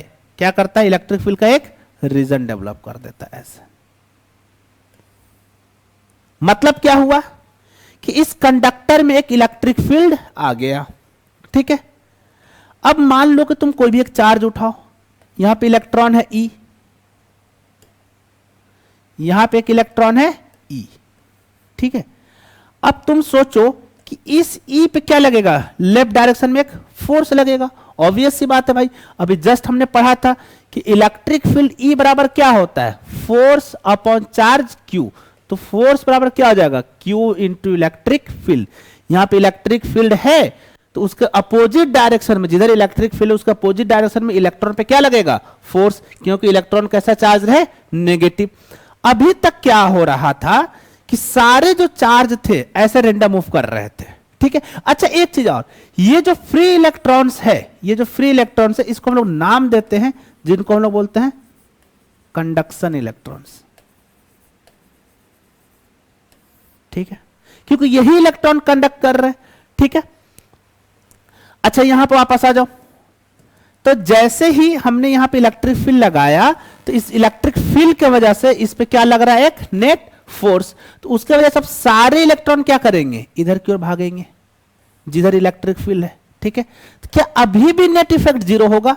नहीं, अब फ्लो का नेट इफेक्ट जीरो नहीं होगा, अब मुझे इसका कोई नेट इफेक्ट दिखेगा, और यही नेट इफेक्ट जो दिखेगा वो किसके फॉर्म में दिखेगा? करंट के फॉर्म में। तो करंट को बेसिकली क्या हम लोग बोलेंगे? Flow of charge per unit time. ठीक है, अभी और डिटेल में बात करेंगे इस पे हम। तो बेसिकली करंट का डेफिनेशन क्या हुआ कि एक चार्ज एक क्रॉस सेक्शन एरिया से किस रेट से फ्लो कर रहा है, ठीक है, उसी को हम लोग क्या बोलते हैं? करंट। क्लियर है यहां तक? चलो, यहां तक हो गया। अच्छा, एक चीज देखो, यहां पे एक और प्रॉब्लम क्या है मैं बताता हूं। जैसे होता क्या है कि ये कंडक्टर है, ठीक है, इस कंडक्टर में हो क्या रहा है कि एक इलेक्ट्रॉन तो है नहीं कंडक्शन इलेक्ट्रॉन, बहुत सारे कंडक्शन इलेक्ट्रॉन्स है। तो जैसे ही तुमने इलेक्ट्रिक फील्ड लाया, तो इलेक्ट्रिक फील्ड की वजह से मान लो थोड़ी देर की इलेक्ट्रिक फील्ड इसमें इधर है, तो फोर्स किधर लगेगा? सब पे राइट डायरेक्शन में लगेगा, सारा इलेक्ट्रॉन राइट डायरेक्शन में मूव करना शुरू कर देगा। ठीक है, सारा इलेक्ट्रॉन क्या करेगा? राइट डायरेक्शन में मूव करना शुरू कर देगा। बहुत बढ़िया। तो ऐसा नहीं होगा क्या कि ये इलेक्ट्रॉन दूसरे इलेक्ट्रॉन से जाकर कोलाइड करेगा? ठीक है, ये फिर हो सकता है कि अपने एटम से भी कोलाइड करे, किसी आयन से भी कोलाइड करे जाकर, ये भी पॉसिबल है ना? तो क्या होगा कि एक इलेक्ट्रॉन दूसरे इलेक्ट्रॉन से क्या करेगा? कोलाइड्स। कोलाइड करने की वजह से क्या होगा? इनका स्पीड क्या हो जाएगा? कम, और बहुत ही स्लो हो जाता है। ठीक है, तो ये जो एवरेज जो स्पीड है इनका, एवरेज स्पीड वो बहुत ही कम होता है, बहुत ही कम होता है। और ये जो जिस एवरेज स्पीड से आगे की ओर बढ़ेंगे उसी को हम लोग बोलते हैं ड्रिफ्ट वेलोसिटी। क्या बोलते हैं इसको? Drift velocity. तो ड्रिफ्ट वेलोसिटी है क्या? देखो, ऐसा नहीं है कि इलेक्ट्रॉन इलेक्ट्रिक फील्ड आने की वजह से पूरा एक लाइन में मोशन करने लगा, ऐसा नहीं होता है। होता है कि अभी भी देखो, जैसे मान लो कि एक इलेक्ट्रॉन है, ठीक है, अभी भी ये ऐसे ही मोशन करेगा, ऐसे। बट प्रॉब्लम अब क्या हो जाएगा कि मान लो कि यहां पे एक इलेक्ट्रिक फील्ड है लेफ्ट की ओर, ठीक है, अभी भी इसका मोशन वैसा ही है, बट नेट ओवरऑल डिस्प्लेसमेंट होगा। किसके वजह से? इलेक्ट्रिक फील्ड की वजह से। पहले क्या हो रहा था कि यहां से ऐसे मूव कर रहा था, वापस यहीं पे आ जा रहा था, तो नेट डिस्प्लेसमेंट कितना था? 0। बट अब यहां पे नेट डिस्प्लेसमेंट कुछ होगा। ये नेट डिस्प्लेसमेंट जिस वेलोसिटी से हो रहा है उसी को हम लोग क्या बोलते हैं? Drift velocity. क्लियर है? तो ड्रिफ्ट वेलोसिटी बहुत ही कम होता है, बहुत ज्यादा नहीं होता है। क्लियर है? इसको कॉपी करो, फिर इस पे आगे हम लोग बात करते हैं।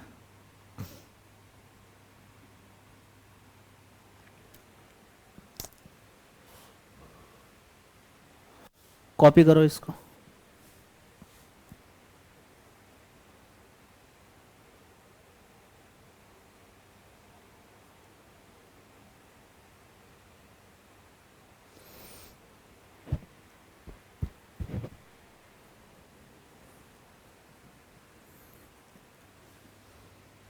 पहले थोड़ा सा करंट के बारे में और बात करेंगे कि एवरेज करंट कैसे डिफाइन होगा, इंस्टेंटेनियस करंट कैसे डिफाइन होगा। उसके बाद हम लोग कुछ न्यूमेरिकल्स करेंगे इस करंट पे। मतलब मान लो कि कांस्टेंट चार्ज फ्लो कर रहा तो करंट कैसे लिखेंगे, मान लो कि वेरिएबल चार्ज फ्लो कर रहा तो करंट कैसे लिखेंगे, और साथ में फिर हम लोग पढ़ेंगे कि करंट डेंसिटी क्या होता है। क्लियर है? नोट कर लिए इसको? जल्दी करो।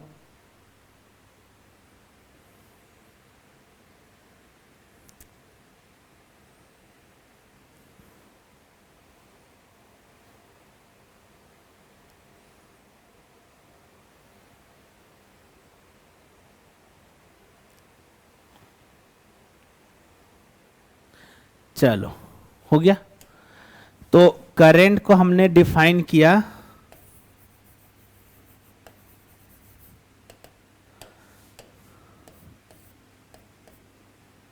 क्या डिफाइन किया करंट को?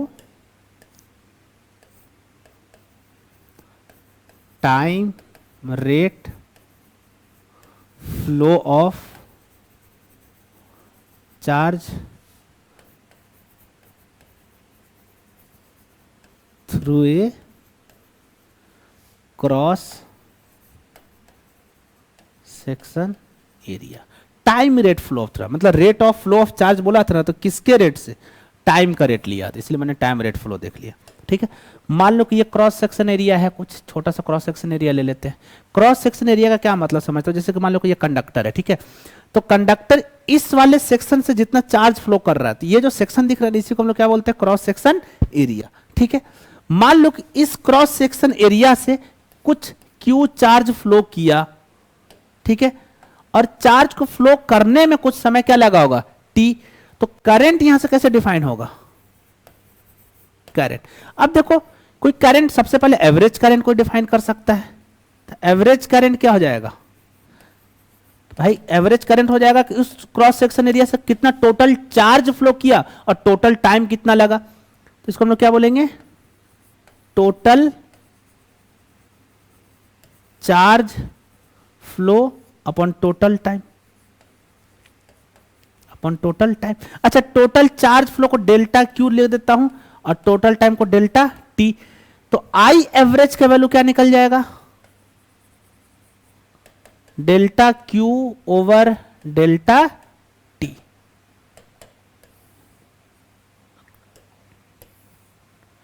ठीक है, ये किसका फॉर्मूला निकल गया? एवरेज वेलोसिटी का। ठीक है, अच्छा, हम लोग इक्वेशन ऑफ मोशन में, जैसे मोशन चैप्टर में किसी भी वैल्यू का एवरेज पढ़ते थे और साथ में उसी वैल्यू को हम लोग क्या पढ़ते हैं? इंस्टेंटेनियस पढ़ते थे कि इंस्टेंटेनियस क्या होता है। ठीक है, तुमसे कोई पूछ देगा कि बताओ कि इंस्टेंटेनियस करंट क्या हो जाएगा?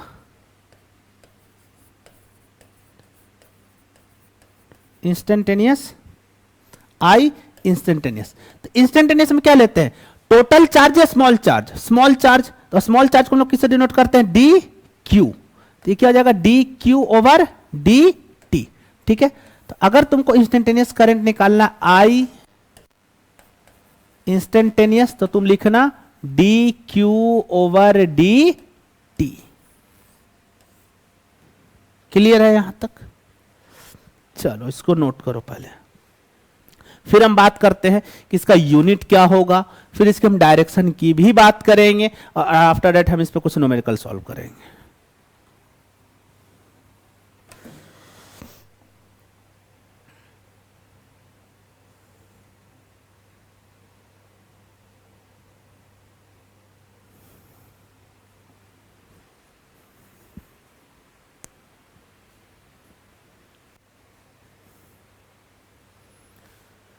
हो गया, चलो यूनिट की बात कर लेते हैं इसका, कि इसका यूनिट क्या होगा। ठीक है, यूनिट की बात करें तो करंट आई बराबर क्या बताया मैंने? Q by T. अच्छा, क्यू का यूनिट क्या होता है? कूलम, और टी का यूनिट क्या होता है? सेकेंड। तो इसका यूनिट क्या हो जाएगा? Coulomb per second. और इसके बारे में भी किसने बताया था? एक एम्पेयर करके साइंटिस्ट थे, इसलिए इसका एक और नाम है capital A, that is ampere. तो ज्यादातर केस में जैसे हम लोग फोर्स को क्या यूज करते हैं? न्यूटन। तो हम लोग किस क्या लिखते हैं? एन, बट एक्चुअल में फोर्स का क्या आता है? केजी मीटर पर सेकेंड स्क्वायर। उसी तरह से चार्ज को, सॉरी, करंट को, करंट का एक्चुअल यूनिट क्या है? कूलम पर सेकेंड, बट हम लोग यूज क्या करेंगे? एम्पेयर। ठीक है, चलो इसको कॉपी करो फटाफट।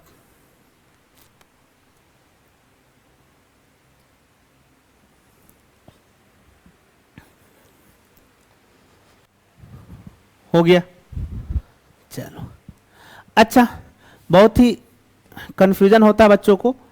करंट एक स्केलर क्वांटिटी है, तुम्हारे लिए तो स्केलर ही क्वांटिटी है, ये टेंसर वगैरह में मत फंसना। ठीक है, अगर तुमसे पूछा जाए कि which one of the following is scalar quantity और उसमें करंट का भी ऑप्शन है, तो अनडाउटली तुम उस पर करंट पे टिक करना। ठीक है, क्लियर है यहां तक? चलो, अब आते हम लोग डायरेक्शन की बात करते हैं। तो करंट की डायरेक्शन क्या लेंगे?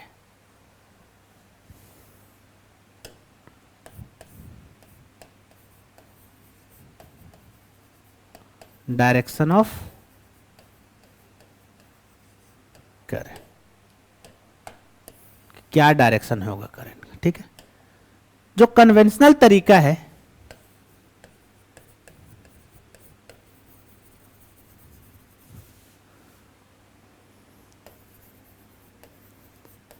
डायरेक्शन ऑफ फ्लो ऑफ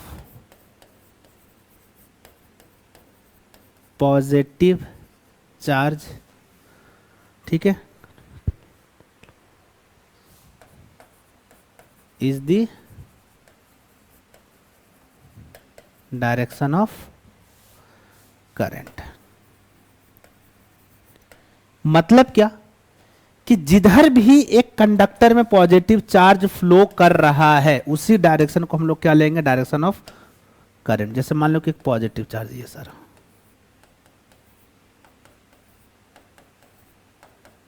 और मान लो ये सब राइट डायरेक्शन में फ्लो कर रहा है।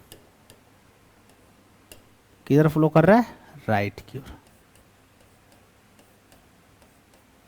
तो इसका मतलब कि करंट भी किधर होगा, राइट में। क्लियर है? तो मतलब कि जिधर तुम्हारा पॉजिटिव चार्ज फ्लो कर रहा है उधर ही क्या लोगे, direction of flow of current. या फिर ऐसा भी कर सकते हैं हम कि opposite to the direction of flow of negative charge, opposite to the direction of flow of negative charge. क्या मतलब कि मान लो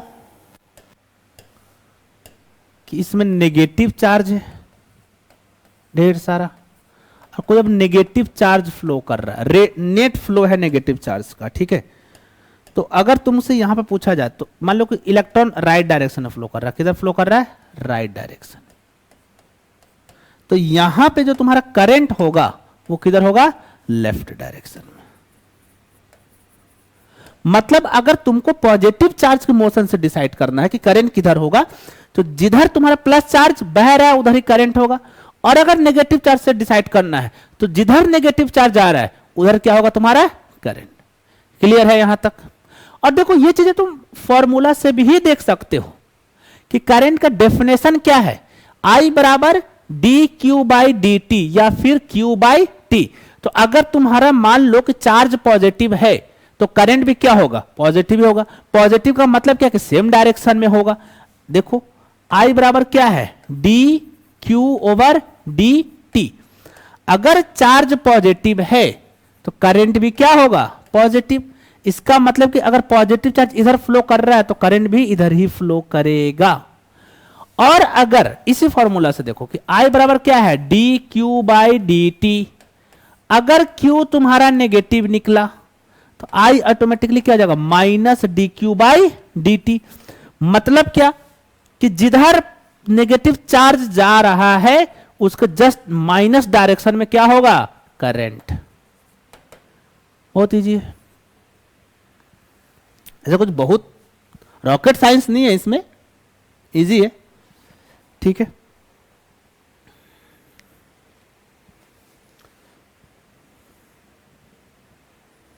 अब देखो प्रॉब्लम में क्या है ना कि जो तुम्हारा कन्वेंशनल चार्ज होता है, सॉरी कंडक्शन इलेक्ट्रॉन्स, जैसे कि एक तुम्हारा कंडक्टर में है तो पॉजिटिव चार्ज भी वहां पे, मतलब प्रोटॉन्स भी है इलेक्ट्रॉन्स भी हैं, बट तुमको इजिली क्या अवेलेबल है, इलेक्ट्रॉन। तो मूव कौन करेगा, इलेक्ट्रॉन। तो ज्यादातर केस में हम इसके अकॉर्डिंग ही करंट को डिसाइड करेंगे, क्योंकि पॉजिटिव चार्ज तो फ्लो करेगा ही नहीं क्योंकि वो न्यूक्लियस में है, ठीक है। तो फ्लो क्या करेगा, नेगेटिव चार्ज। अब नेगेटिव चार्ज जिधर फ्लो करेगा जैसे उसका अपोजिट डायरेक्शन में क्या होगा, करंट। क्लियर है यहां तक?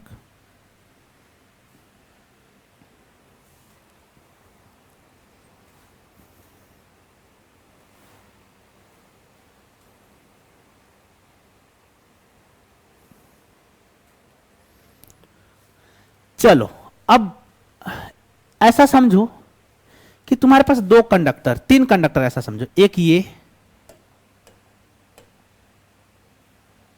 फिर तुम्हारा दूसरा ये, और तीसरा ये, ऐसा कुछ जुड़ा हुआ है। ठीक है, प्रॉब्लम क्या है, तीनों कंडक्टर का मान लो कि इसमें करंट आई गया I1, इसमें करंट कितना गया I2, इसमें कितना करंट गया I3। ठीक है, चलो बहुत बढ़िया। अगर ऐसा है मतलब क्या कि डिफरेंट क्रॉस सेक्शन एरिया। ठीक है, डिफरेंट क्रॉस सेक्शन एरिया। मान लो कि इसमें I1 था, इसमें I2 हो गया, इसमें I3 हो गया। तुमको यह बताना है क्या यहां पे I1 I2 I3 सेम होगा या अलग अलग होगा। सोचो, तुम बेसिक से यह सोचना है कि करंट डिफाइन कैसे होता है। तो करंट बेसिकली हम लोग डिफाइन करते हैं flow of charge per unit time.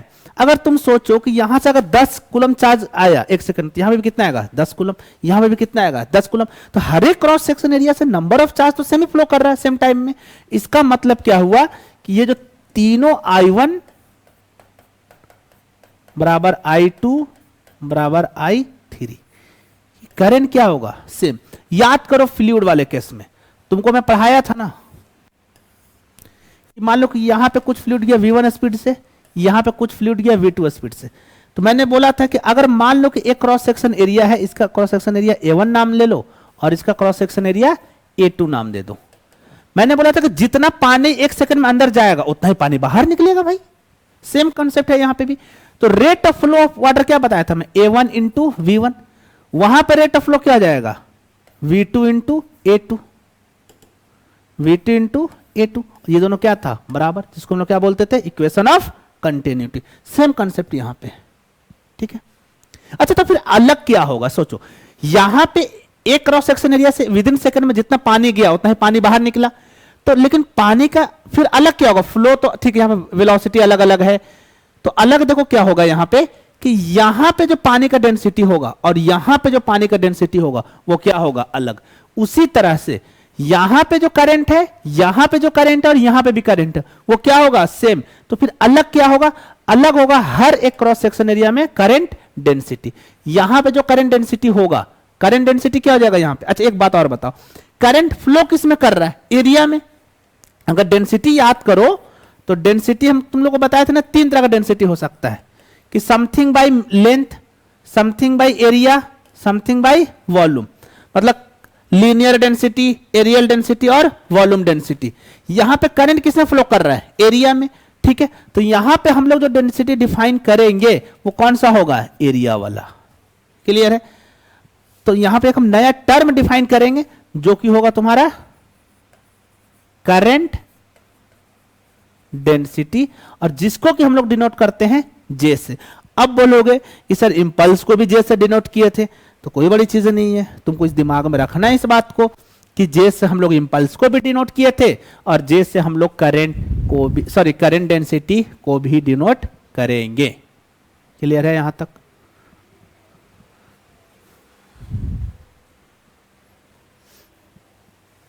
चलो अभी तुम बताओ फिर मुझे कि करंट डेंसिटी अगर जे को मुझे डिफाइन करना हो तो क्या लिखूंगा मैं।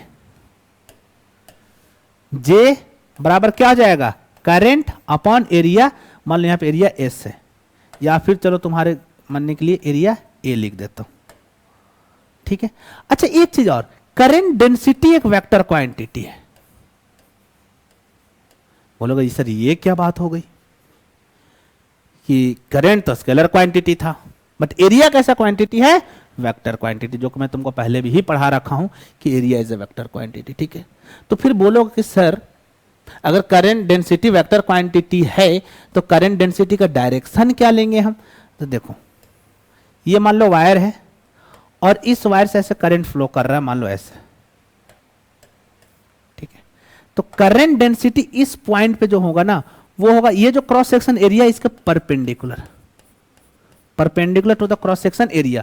ये एन कैप क्या है unit vector perpendicular to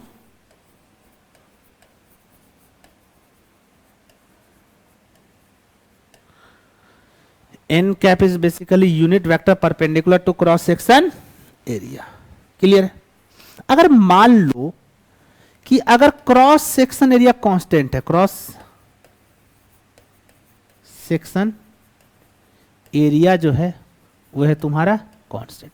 constant का क्या मतलब कि हर एक पॉइंट पे एरिया सेम है, जैसे यहां का एरिया सेम, अलग भी हो सकता है, ऐसा कंडक्टर है मान लो, तो जैसे जैसे हम दूर जा रहे हैं वहां का क्रॉस सेक्शन एरिया क्या हो रहा है, बदल रहा है।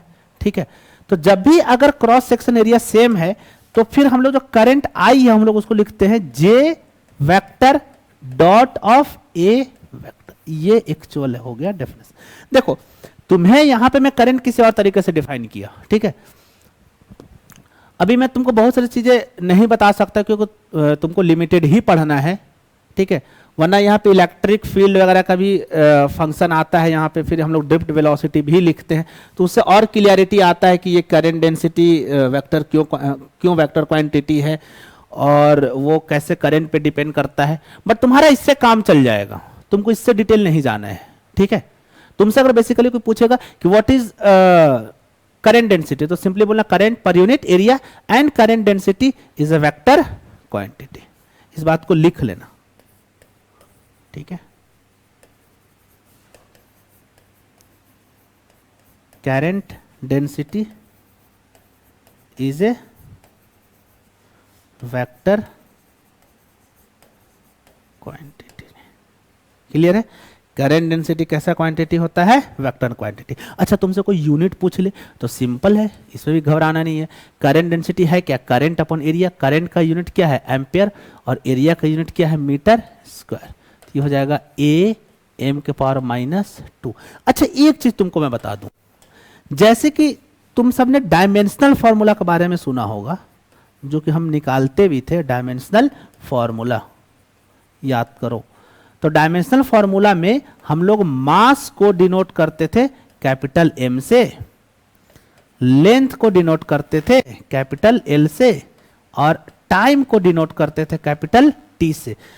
अब यहां पे अगर कहीं करंट आ जाए तो उसको डिनोट करोगे कैपिटल ए से। तो करंट का डायमेंशनल फार्मूला भी ए होता है।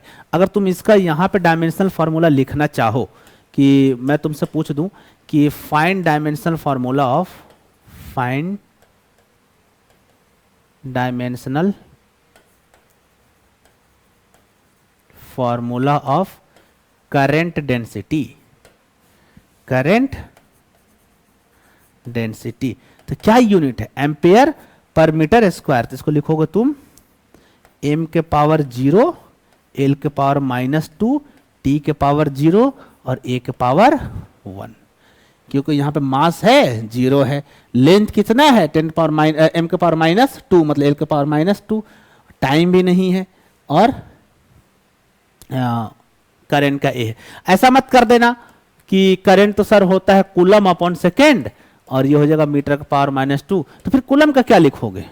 ठीक है, तो कूलम का कोई डायमेंशनल फार्मूला नहीं होता है। अगर तुमको कूलम का डायमेंशनल फार्मूला लिखना हो तो वो कैसे लिखाएगा देखो फिर, तो चार्ज क्यू बराबर क्या हो जाएगा I इंटू टी।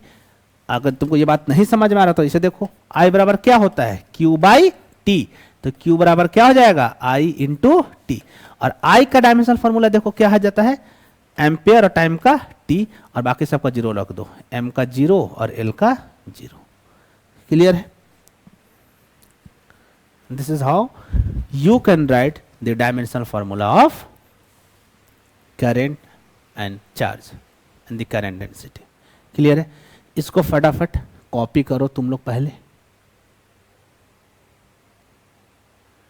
उसके बाद हम आगे बढ़ते हैं। ठीक है, इससे रिलेटेड कुछ क्वेश्चंस करेंगे।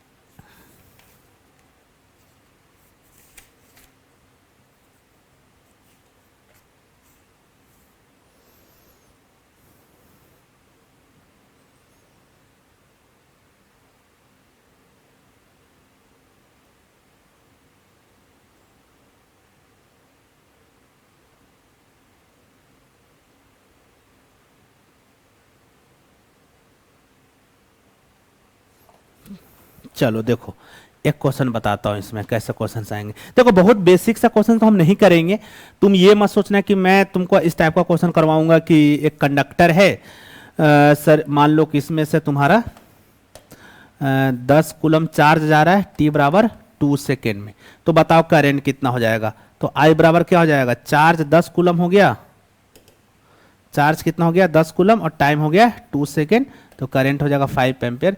इस टाइप का क्वेश्चन हम उम्मीद मत करना, इस टाइप का क्वेश्चन तुमसे आएगा भी नहीं, इतना बेसिक कोई भी नहीं पूछता है, ठीक है।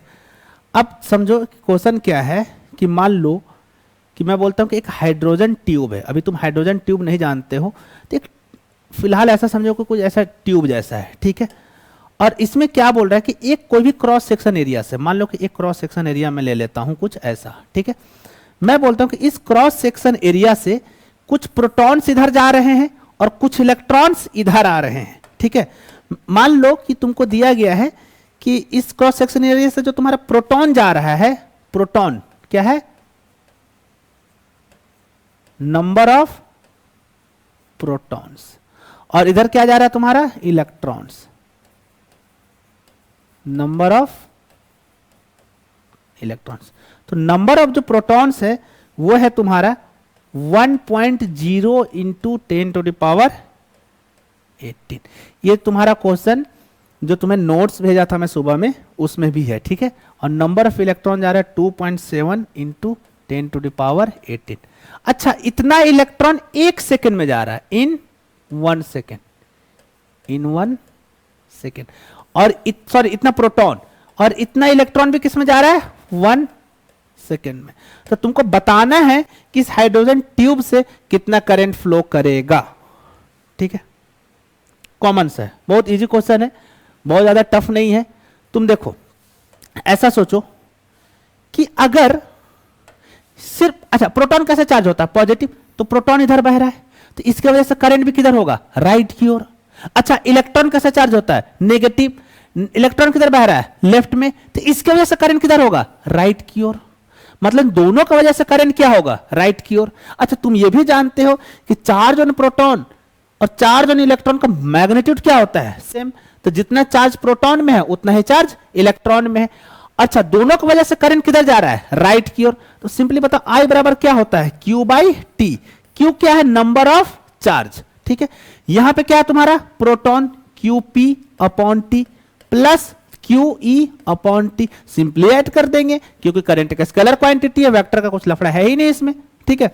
अच्छा कितने प्रोटॉन जा रहे हैं 1.0 इंटू 10⁻18, ये चार्ज नहीं है, ये नंबर ऑफ प्रोटॉन्स है। तो बताओ इतने प्रोटॉन पे कितने चार्ज होगा। अगर तुमको याद हो क्वांटाइजेशन ऑफ चार्ज तो Q बराबर NE होता है, तो यहां पे N कितना है 1.0 इंटू 10⁻18 और E का वैल्यू होता है 1.6 इंटू 10⁻−19। जब तुम इसको सॉल्व करोगे तो ये आएगा 1.6 into 10⁻−1 that is 0.16 coulomb charge. तो प्रोटॉन की वजह से कितना चार्ज आया 0.16। उसी तरह से इलेक्ट्रॉन की वजह से कितना चार्ज आएगा देखो, तो इतना इलेक्ट्रॉन है तो चार्ज कितना हो जाएगा 2.7 इंटू 10⁻18 इंटू 1.6 इंटू 10⁻−19। तो आंसर हो जाएगा 2.7 इंटू 1.6 डिवाइड बाई 10। इतना कूलम चार्ज होगा इलेक्ट्रॉन की वजह से। अच्छा उसका भी डायरेक्शन सेम है तो इसको क्या लिख देंगे 2.7 इंटू 1.6 डिवाइड बाई 10, इतना टोटल चार्ज हो गया। अच्छा पर यूनिट टाइम, तो टाइम कितना है 1 सेकेंड। जब तुम इसको सॉल्व करोगे तो सॉल्व करने पे ये वैल्यू जो है तुम्हारा आएगा 0.592 एम्पियर, ठीक है। समझ में आया कैसे करना है, क्लियर है यहां तक। तो बेसिकली तुमको ये देखना है कि कितना चार्ज किधर फ्लो कर रहा है। अगर पॉजिटिव चार्ज फ्लो कर रहा है तो उसी डायरेक्शन में करंट को ले लो, अगर नेगेटिव चार्ज फ्लो कर रहा है तो उसके जस्ट उल्टा डायरेक्शन में करंट को ले लो। क्लियर है यहां तक। चलो अच्छा एक अच्छा सा क्वेश्चन देता हूं, जैसे कि यहां पे क्या है कि कांस्टेंट चार्ज फ्लो कर रहा है तो तुम करंट को निकाल लिए, ठीक है। बट अगर मान लो कि मैं तुमको ऐसा बोलता हूं कि कोई एक वायर है, ऐसा समझो कि कोई एक वायर है ये, ठीक है, और इससे तुम्हारा करंट फ्लो कर रहा है, ठीक है। बट ये जो करंट फ्लो कर रहा है वो कांस्टेंट नहीं है, वो टाइम के साथ चेंज कर रहा है। कैसा है? 4 + 2 टाइम ऑफ टी। मतलब क्या है कि जैसे जैसे तुम समय को बढ़ाओगे वैसे वैसे करंट का फ्लो क्या है? ज्यादा होगा। मान टी बराबर 0 सेकंड पे करंट कितना है? 4 एम्पियर। टी बराबर 4 सेकंड पे कितना है करंट? तो 4 4 8 और 4 12 एम्पियर करंट है। तो टाइम बढ़ाने के साथ साथ करंट फ्लो बढ़ रहा है। ठीक है। अच्छा तुमसे ये पूछ दे कि बताओ कि टी बराबर 2 सेकंड से लेकर टी बराबर 6 सेकंड में कितना चार्ज फ्लो किया? Find amount of charge flow through the conductor in time interval, in time, simply in time, T बराबर 2 to 6 सेकेंड। कॉमन से बात देखो। अच्छा एक बात बताओ, क्या यहां पे करंट कांस्टेंट है? नहीं। अगर करंट कांस्टेंट नहीं है तो क्या I बराबर Q बाई टी लगाने पड़ेगा या फिर I बराबर dQ बाई डी टी लगाने पड़ेगा? यहां पे मुझे लगाने पड़ेगा I बराबर dQ बाई डी टी। ठीक है, चलो तो अगर तुम I बराबर dQ बाई डी टी लगाओ, देखो I बराबर क्या लिखूंगा मैं? dQ upon D T. क्या तुमको I का फंक्शन दिया हुआ है? हाँ। तुमको निकालना क्या है? Net charge flow. तो बताओ फिर dQ बराबर क्या लिख दूंगा मैं? dQ बराबर लिख दूंगा I इंटू डी टी। तुमको चार्ज निकालना है तो इसको इंटीग्रेट कर दो। कहां से कहां चार्ज निकालना है तुमको? t बराबर 2 सेकेंड से लेकर t बराबर 6 सेकेंड तक। तो dQ का इंटीग्रेशन क्या हो जाएगा? Q integration I D T 2 से लेकर 6 सेकेंड तक। क्या तुमको I का फंक्शन दिया हुआ है? हाँ। क्या है? 4 + 2t। तो इसको डालो वैल्यू, इसमें क्या हो जाएगा? 4 + 2t इंटू डी टी। कहां से कहां? 2 से लेकर 6 सेकेंड तक। अगर तुम इसको इंटीग्रेट करो तो ये क्या हो जाएगा? 4 का इंटीग्रेशन हो जाएगा तुम्हारा 4t और 2t का इंटीग्रेशन हो जाएगा तुम्हारा t स्क्वायर। लिमिट कहां से कहां? 2 से 6। तो चार्ज ये निकल गया। तो सबसे पहले डालो अपर लिमिट। अपर लिमिट कितना है? 6। तो 4 × 6 + 6 का स्क्वायर माइनस लोअर लिमिट 4 × 2 + 2 का स्क्वायर। तो ये चार्ज Q है वो हो जाएगा तुम्हारा 24 + 36 माइनस 8 + 4। तो ये हो जाएगा तुम्हारा 60 और ये हो जाएगा 12। तो आंसर आ जाएगा 48। मतलब 2 से लेकर 6 सेकेंड के बीच में 48 कूलम चार्ज फ्लो करेगा। क्लियर है यहां तक? ठीक है। अगर यहां तक कोई भी कंफ्यूजन है तो तुम पूछ सकते हो। ठीक है, इसको नोट करो पहले।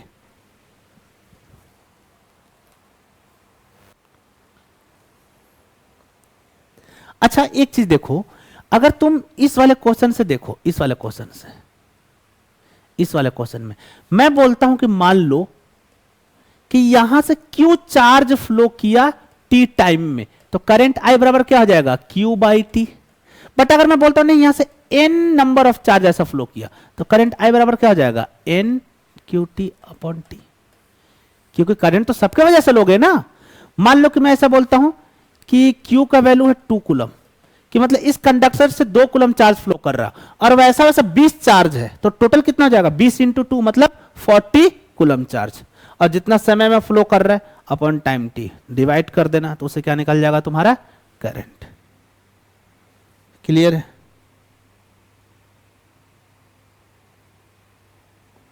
यहां तक कोई कंफ्यूजन है तो बताओ।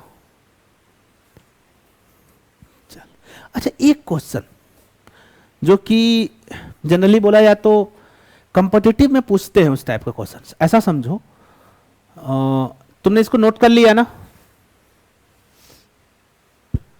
अच्छा यहां ये तो इजी है। सही है।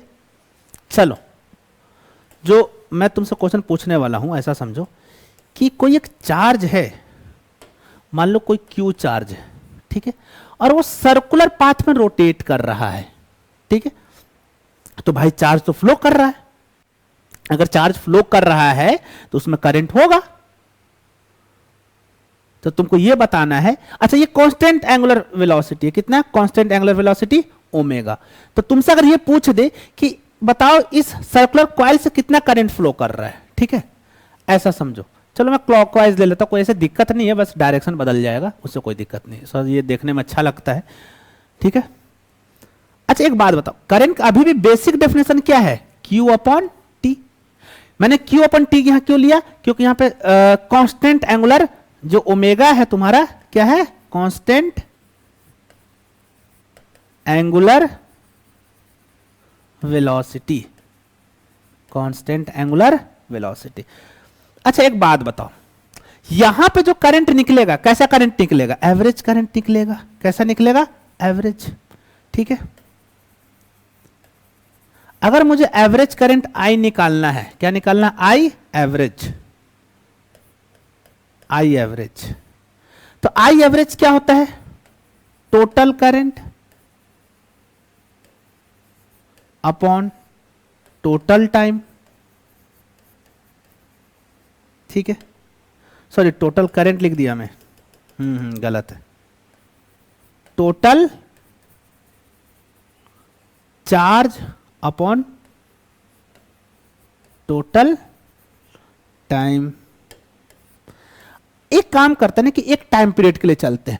मान लो कि इस चार्ज को एक कंप्लीट चक्कर लगाने में जो उसका टाइम पीरियड है टी है, और उसका फॉर्मूला क्या होता है अगर तुमको याद हो तो 2 पाई बाई ओमेगा या फिर 2 पाई आर बाई वी, क्योंकि हम सब जानते हैं v बराबर ओमेगा इंटू आर होता है, ठीक है। तो एक कंप्लीट टाइम के लिए चलते हैं, तो एक कंप्लीट टाइम में चार्ज तो क्यू ही रहेगा, और कंप्लीट चक्कर लगाने में कितना समय लग रहा है? Capital T. अब देखो क्यू, इस टी को क्या लिख सकते हैं? 2 पाई बाई ओमेगा, ओमेगा को ऊपर ले जाते क्या जाएगा? क्यू ओमेगा अपॉन 2 पाई। अच्छा, ओमेगा को मैं v बाई आर रख दें तो एक और फॉर्मूला आ जाएगा, क्या आ जाएगा बताओ? Q V upon 2 pi R. तो अगर सर्कुलर पाथ में चल रहा है तो उसमें जो करंट आई होगा वो हो जाएगा तुम्हारा 2 पाई बाई टी, सॉरी ये होगा तुम्हारा Q बाई कैपिटल टी। अच्छा एक चीज और देखना, यहां 1 बाई टी है, तो 1 बाई टाइम पीरियड को क्या बोलते हैं? फ्रीक्वेंसी। तो ये Q इंटू एफ भी लिख सकते हो, और साथ में क्या आया तुम्हारा? Q omega divide by 2 pi या फिर Q V upon 2 pi are.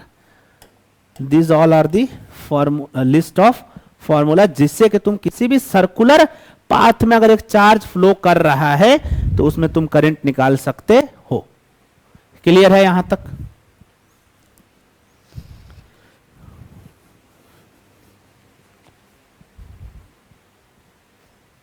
चलो इस पे एक न्यूमेरिकल मैं दे देता हूं, ठीक है। मान लो कि मैं तुमसे क्वेश्चन ऐसा पूछ दूं कि एक चार्ज है तुम्हारा 10 कूलम का, ठीक है,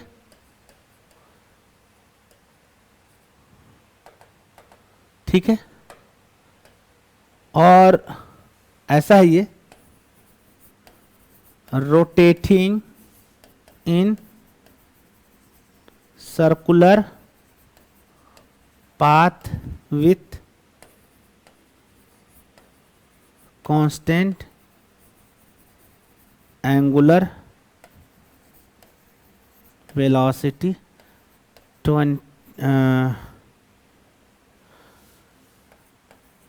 120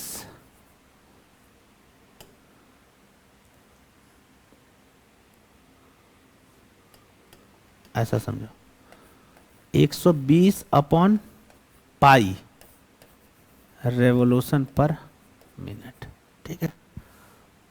फाइंड द करंट, तुमको करंट निकालना है, ठीक है। फॉर्मूला है सिंपल, बट एक चीज यहां पे ध्यान रखना कि जो एंगुलर वेलोसिटी है ओमेगा, उसका यूनिट होता है तुम्हारा रेडियन पर सेकेंड, बट यहां पे जो तुमको एंगुलर वेलोसिटी है वो दिया हुआ तुम्हारा रेवोल्यूशन पर मिनट। तो सबसे पहला टास्क होगा इसको चेंज करना। W बराबर क्या है 120 रेवोल्यूशन पर मिनट। देखो 120 रेवोल्यूशन मतलब एक रेवोल्यूशन में कितना 2 पाई रेडियन, और एक मिनट में कितना सेकंड 60। ये कन्वर्ट हो गया रेडियन पर सेकेंड में। अच्छा 120 अपॉन पाई था, तो यहाँ अपन पाई भी आएगा, ठीक है। तो पाई से पाई कैंसिल हो जाएगा, ये 2 बार में कैंसिल हो गया। तो ओमेगा का वैल्यू आया तुम्हारा 4 रेडियन पर सेकेंड। क्या मैंने ओमेगा निकाल लिया? हाँ, अगर मैं ओमेगा निकाल लिया तो बताओ करंट बराबर क्या हो जाएगा? करंट आई बराबर हो जाएगा 2 पाई करंट आई बराबर, देखो क्या फॉर्मूला लिखा हूं, Q ओमेगा डिवाइड बाय 2 पाई। तो Q हो गया हमारा 10, ओमेगा हो गया 4 डिवाइड बाय 2 पाई। तो 2 से 2 कैंसिल कर दो, तो ये हो जाएगा 20 पाई एम्पियर, ठीक है। तुम ऐसे करंट निकाल सकते हो। यहां तक अगर कोई भी कंफ्यूजन है तो बताओ।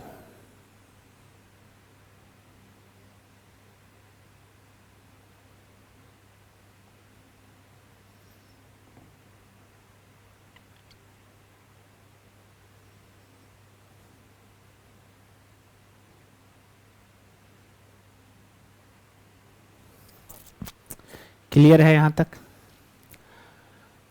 तो आज के क्लास में हम यहाँ तक ही पढ़ेंगे। तो आज हमने क्या क्या देखा कि कुछ फोर्स के न्यूमेरिकल्स देखे कूलम्स लॉ के। आफ्टर दैट हमने इलेक्ट्रिक फील्ड पढ़ा एंड इलेक्ट्रिक पोटेंशियल क्या होता है वो देखा। उसके बाद करंट के बारे में देखा कि करंट कैसा क्वांटिटी है, करंट को हम लोग डिफाइन कैसे करते हैं, एवरेज करंट क्या होता है, इंस्टेंटेनियस करंट क्या होता है। और आफ्टर दैट हमने एक टर्म और डिफाइन किया, डेट इज करंट डेंसिटी। हम सब जान रहे हैं कि करंट डेंसिटी कैसा क्वांटिटी है, वेक्टर क्वांटिटी है, that is defined by current upon cross section area. Okay, और करंट डेंसिटी का डायरेक्शन क्या होता है? करंट डेंसिटी का डायरेक्शन होता है in the perpendicular to the cross section area, ठीक है।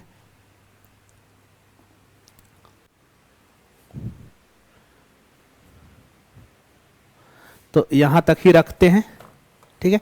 आगे जो हमारा पेंडिंग रह गया वो है नेक्स्ट क्लास जो हमारा कल है। तो कल हम पढ़ेंगे ओम्स लॉ और उससे आगे पढ़ेंगे। तो ओम्स लॉ पढ़ेंगे, फिर हम लोग पढ़ेंगे रेजिस्टेंस के बारे में कि रेजिस्टेंस क्या होता है, फिर हम इनका कॉम्बिनेशन देखेंगे कि दो रेजिस्टर को कैसे जोड़ते हैं हम लोग सीरीज में और पैरेलल में, ठीक है। और इन सीरीज और पैरेलल से बहुत सारा क्वेश्चंस बनता है, तो इस पे हम लोग ढेर सारा न्यूमेरिकल करेंगे। लगभग कल का 60% जो क्लास है ना इसी सीरीज पैरेलल कॉम्बिनेशन पे रहेगा, जिसमें हम लोग ढेर सारे न्यूमेरिकल सॉल्व करेंगे। देखेंगे कि कोई भी अगर दो रजिस्टर सीरीज में जुड़ा हुआ है तो उस पर कैसे करंट निकलेगा, पोटेंशियल डिफरेंस कैसे निकलेगा उसका। और अगर दो से ज़्यादा रजिस्टर है तो उसमें सीरीज पैरेलल कॉम्बिनेशन मतलब कैसे निकलेगा पोटेंशियल, ये हमें देखना है। और साथ में कुछ स्पेशल केस भी पढ़ेंगे, जैसे कि वीडस्टोन ब्रिज देखेंगे कि उसमें क्या होता है, ठीक है। तो आज के क्लास को हम लोग यहीं एंड करते हैं। सो मिलते हैं कल, तब तक के लिए ऑल दी बेस्ट। बट मैं ये बोलूँगा कि जो भी बच्चे अगर आज एब्सेंट हैं तो कल के क्लास में आने से पहले इस लेक्चर को देख कर आइएगा, वरना हो सकता है कि थोड़ा बहुत आपको प्रॉब्लम आएगा कल के क्लास में, ठीक है। चलिए बाय बाय सबको।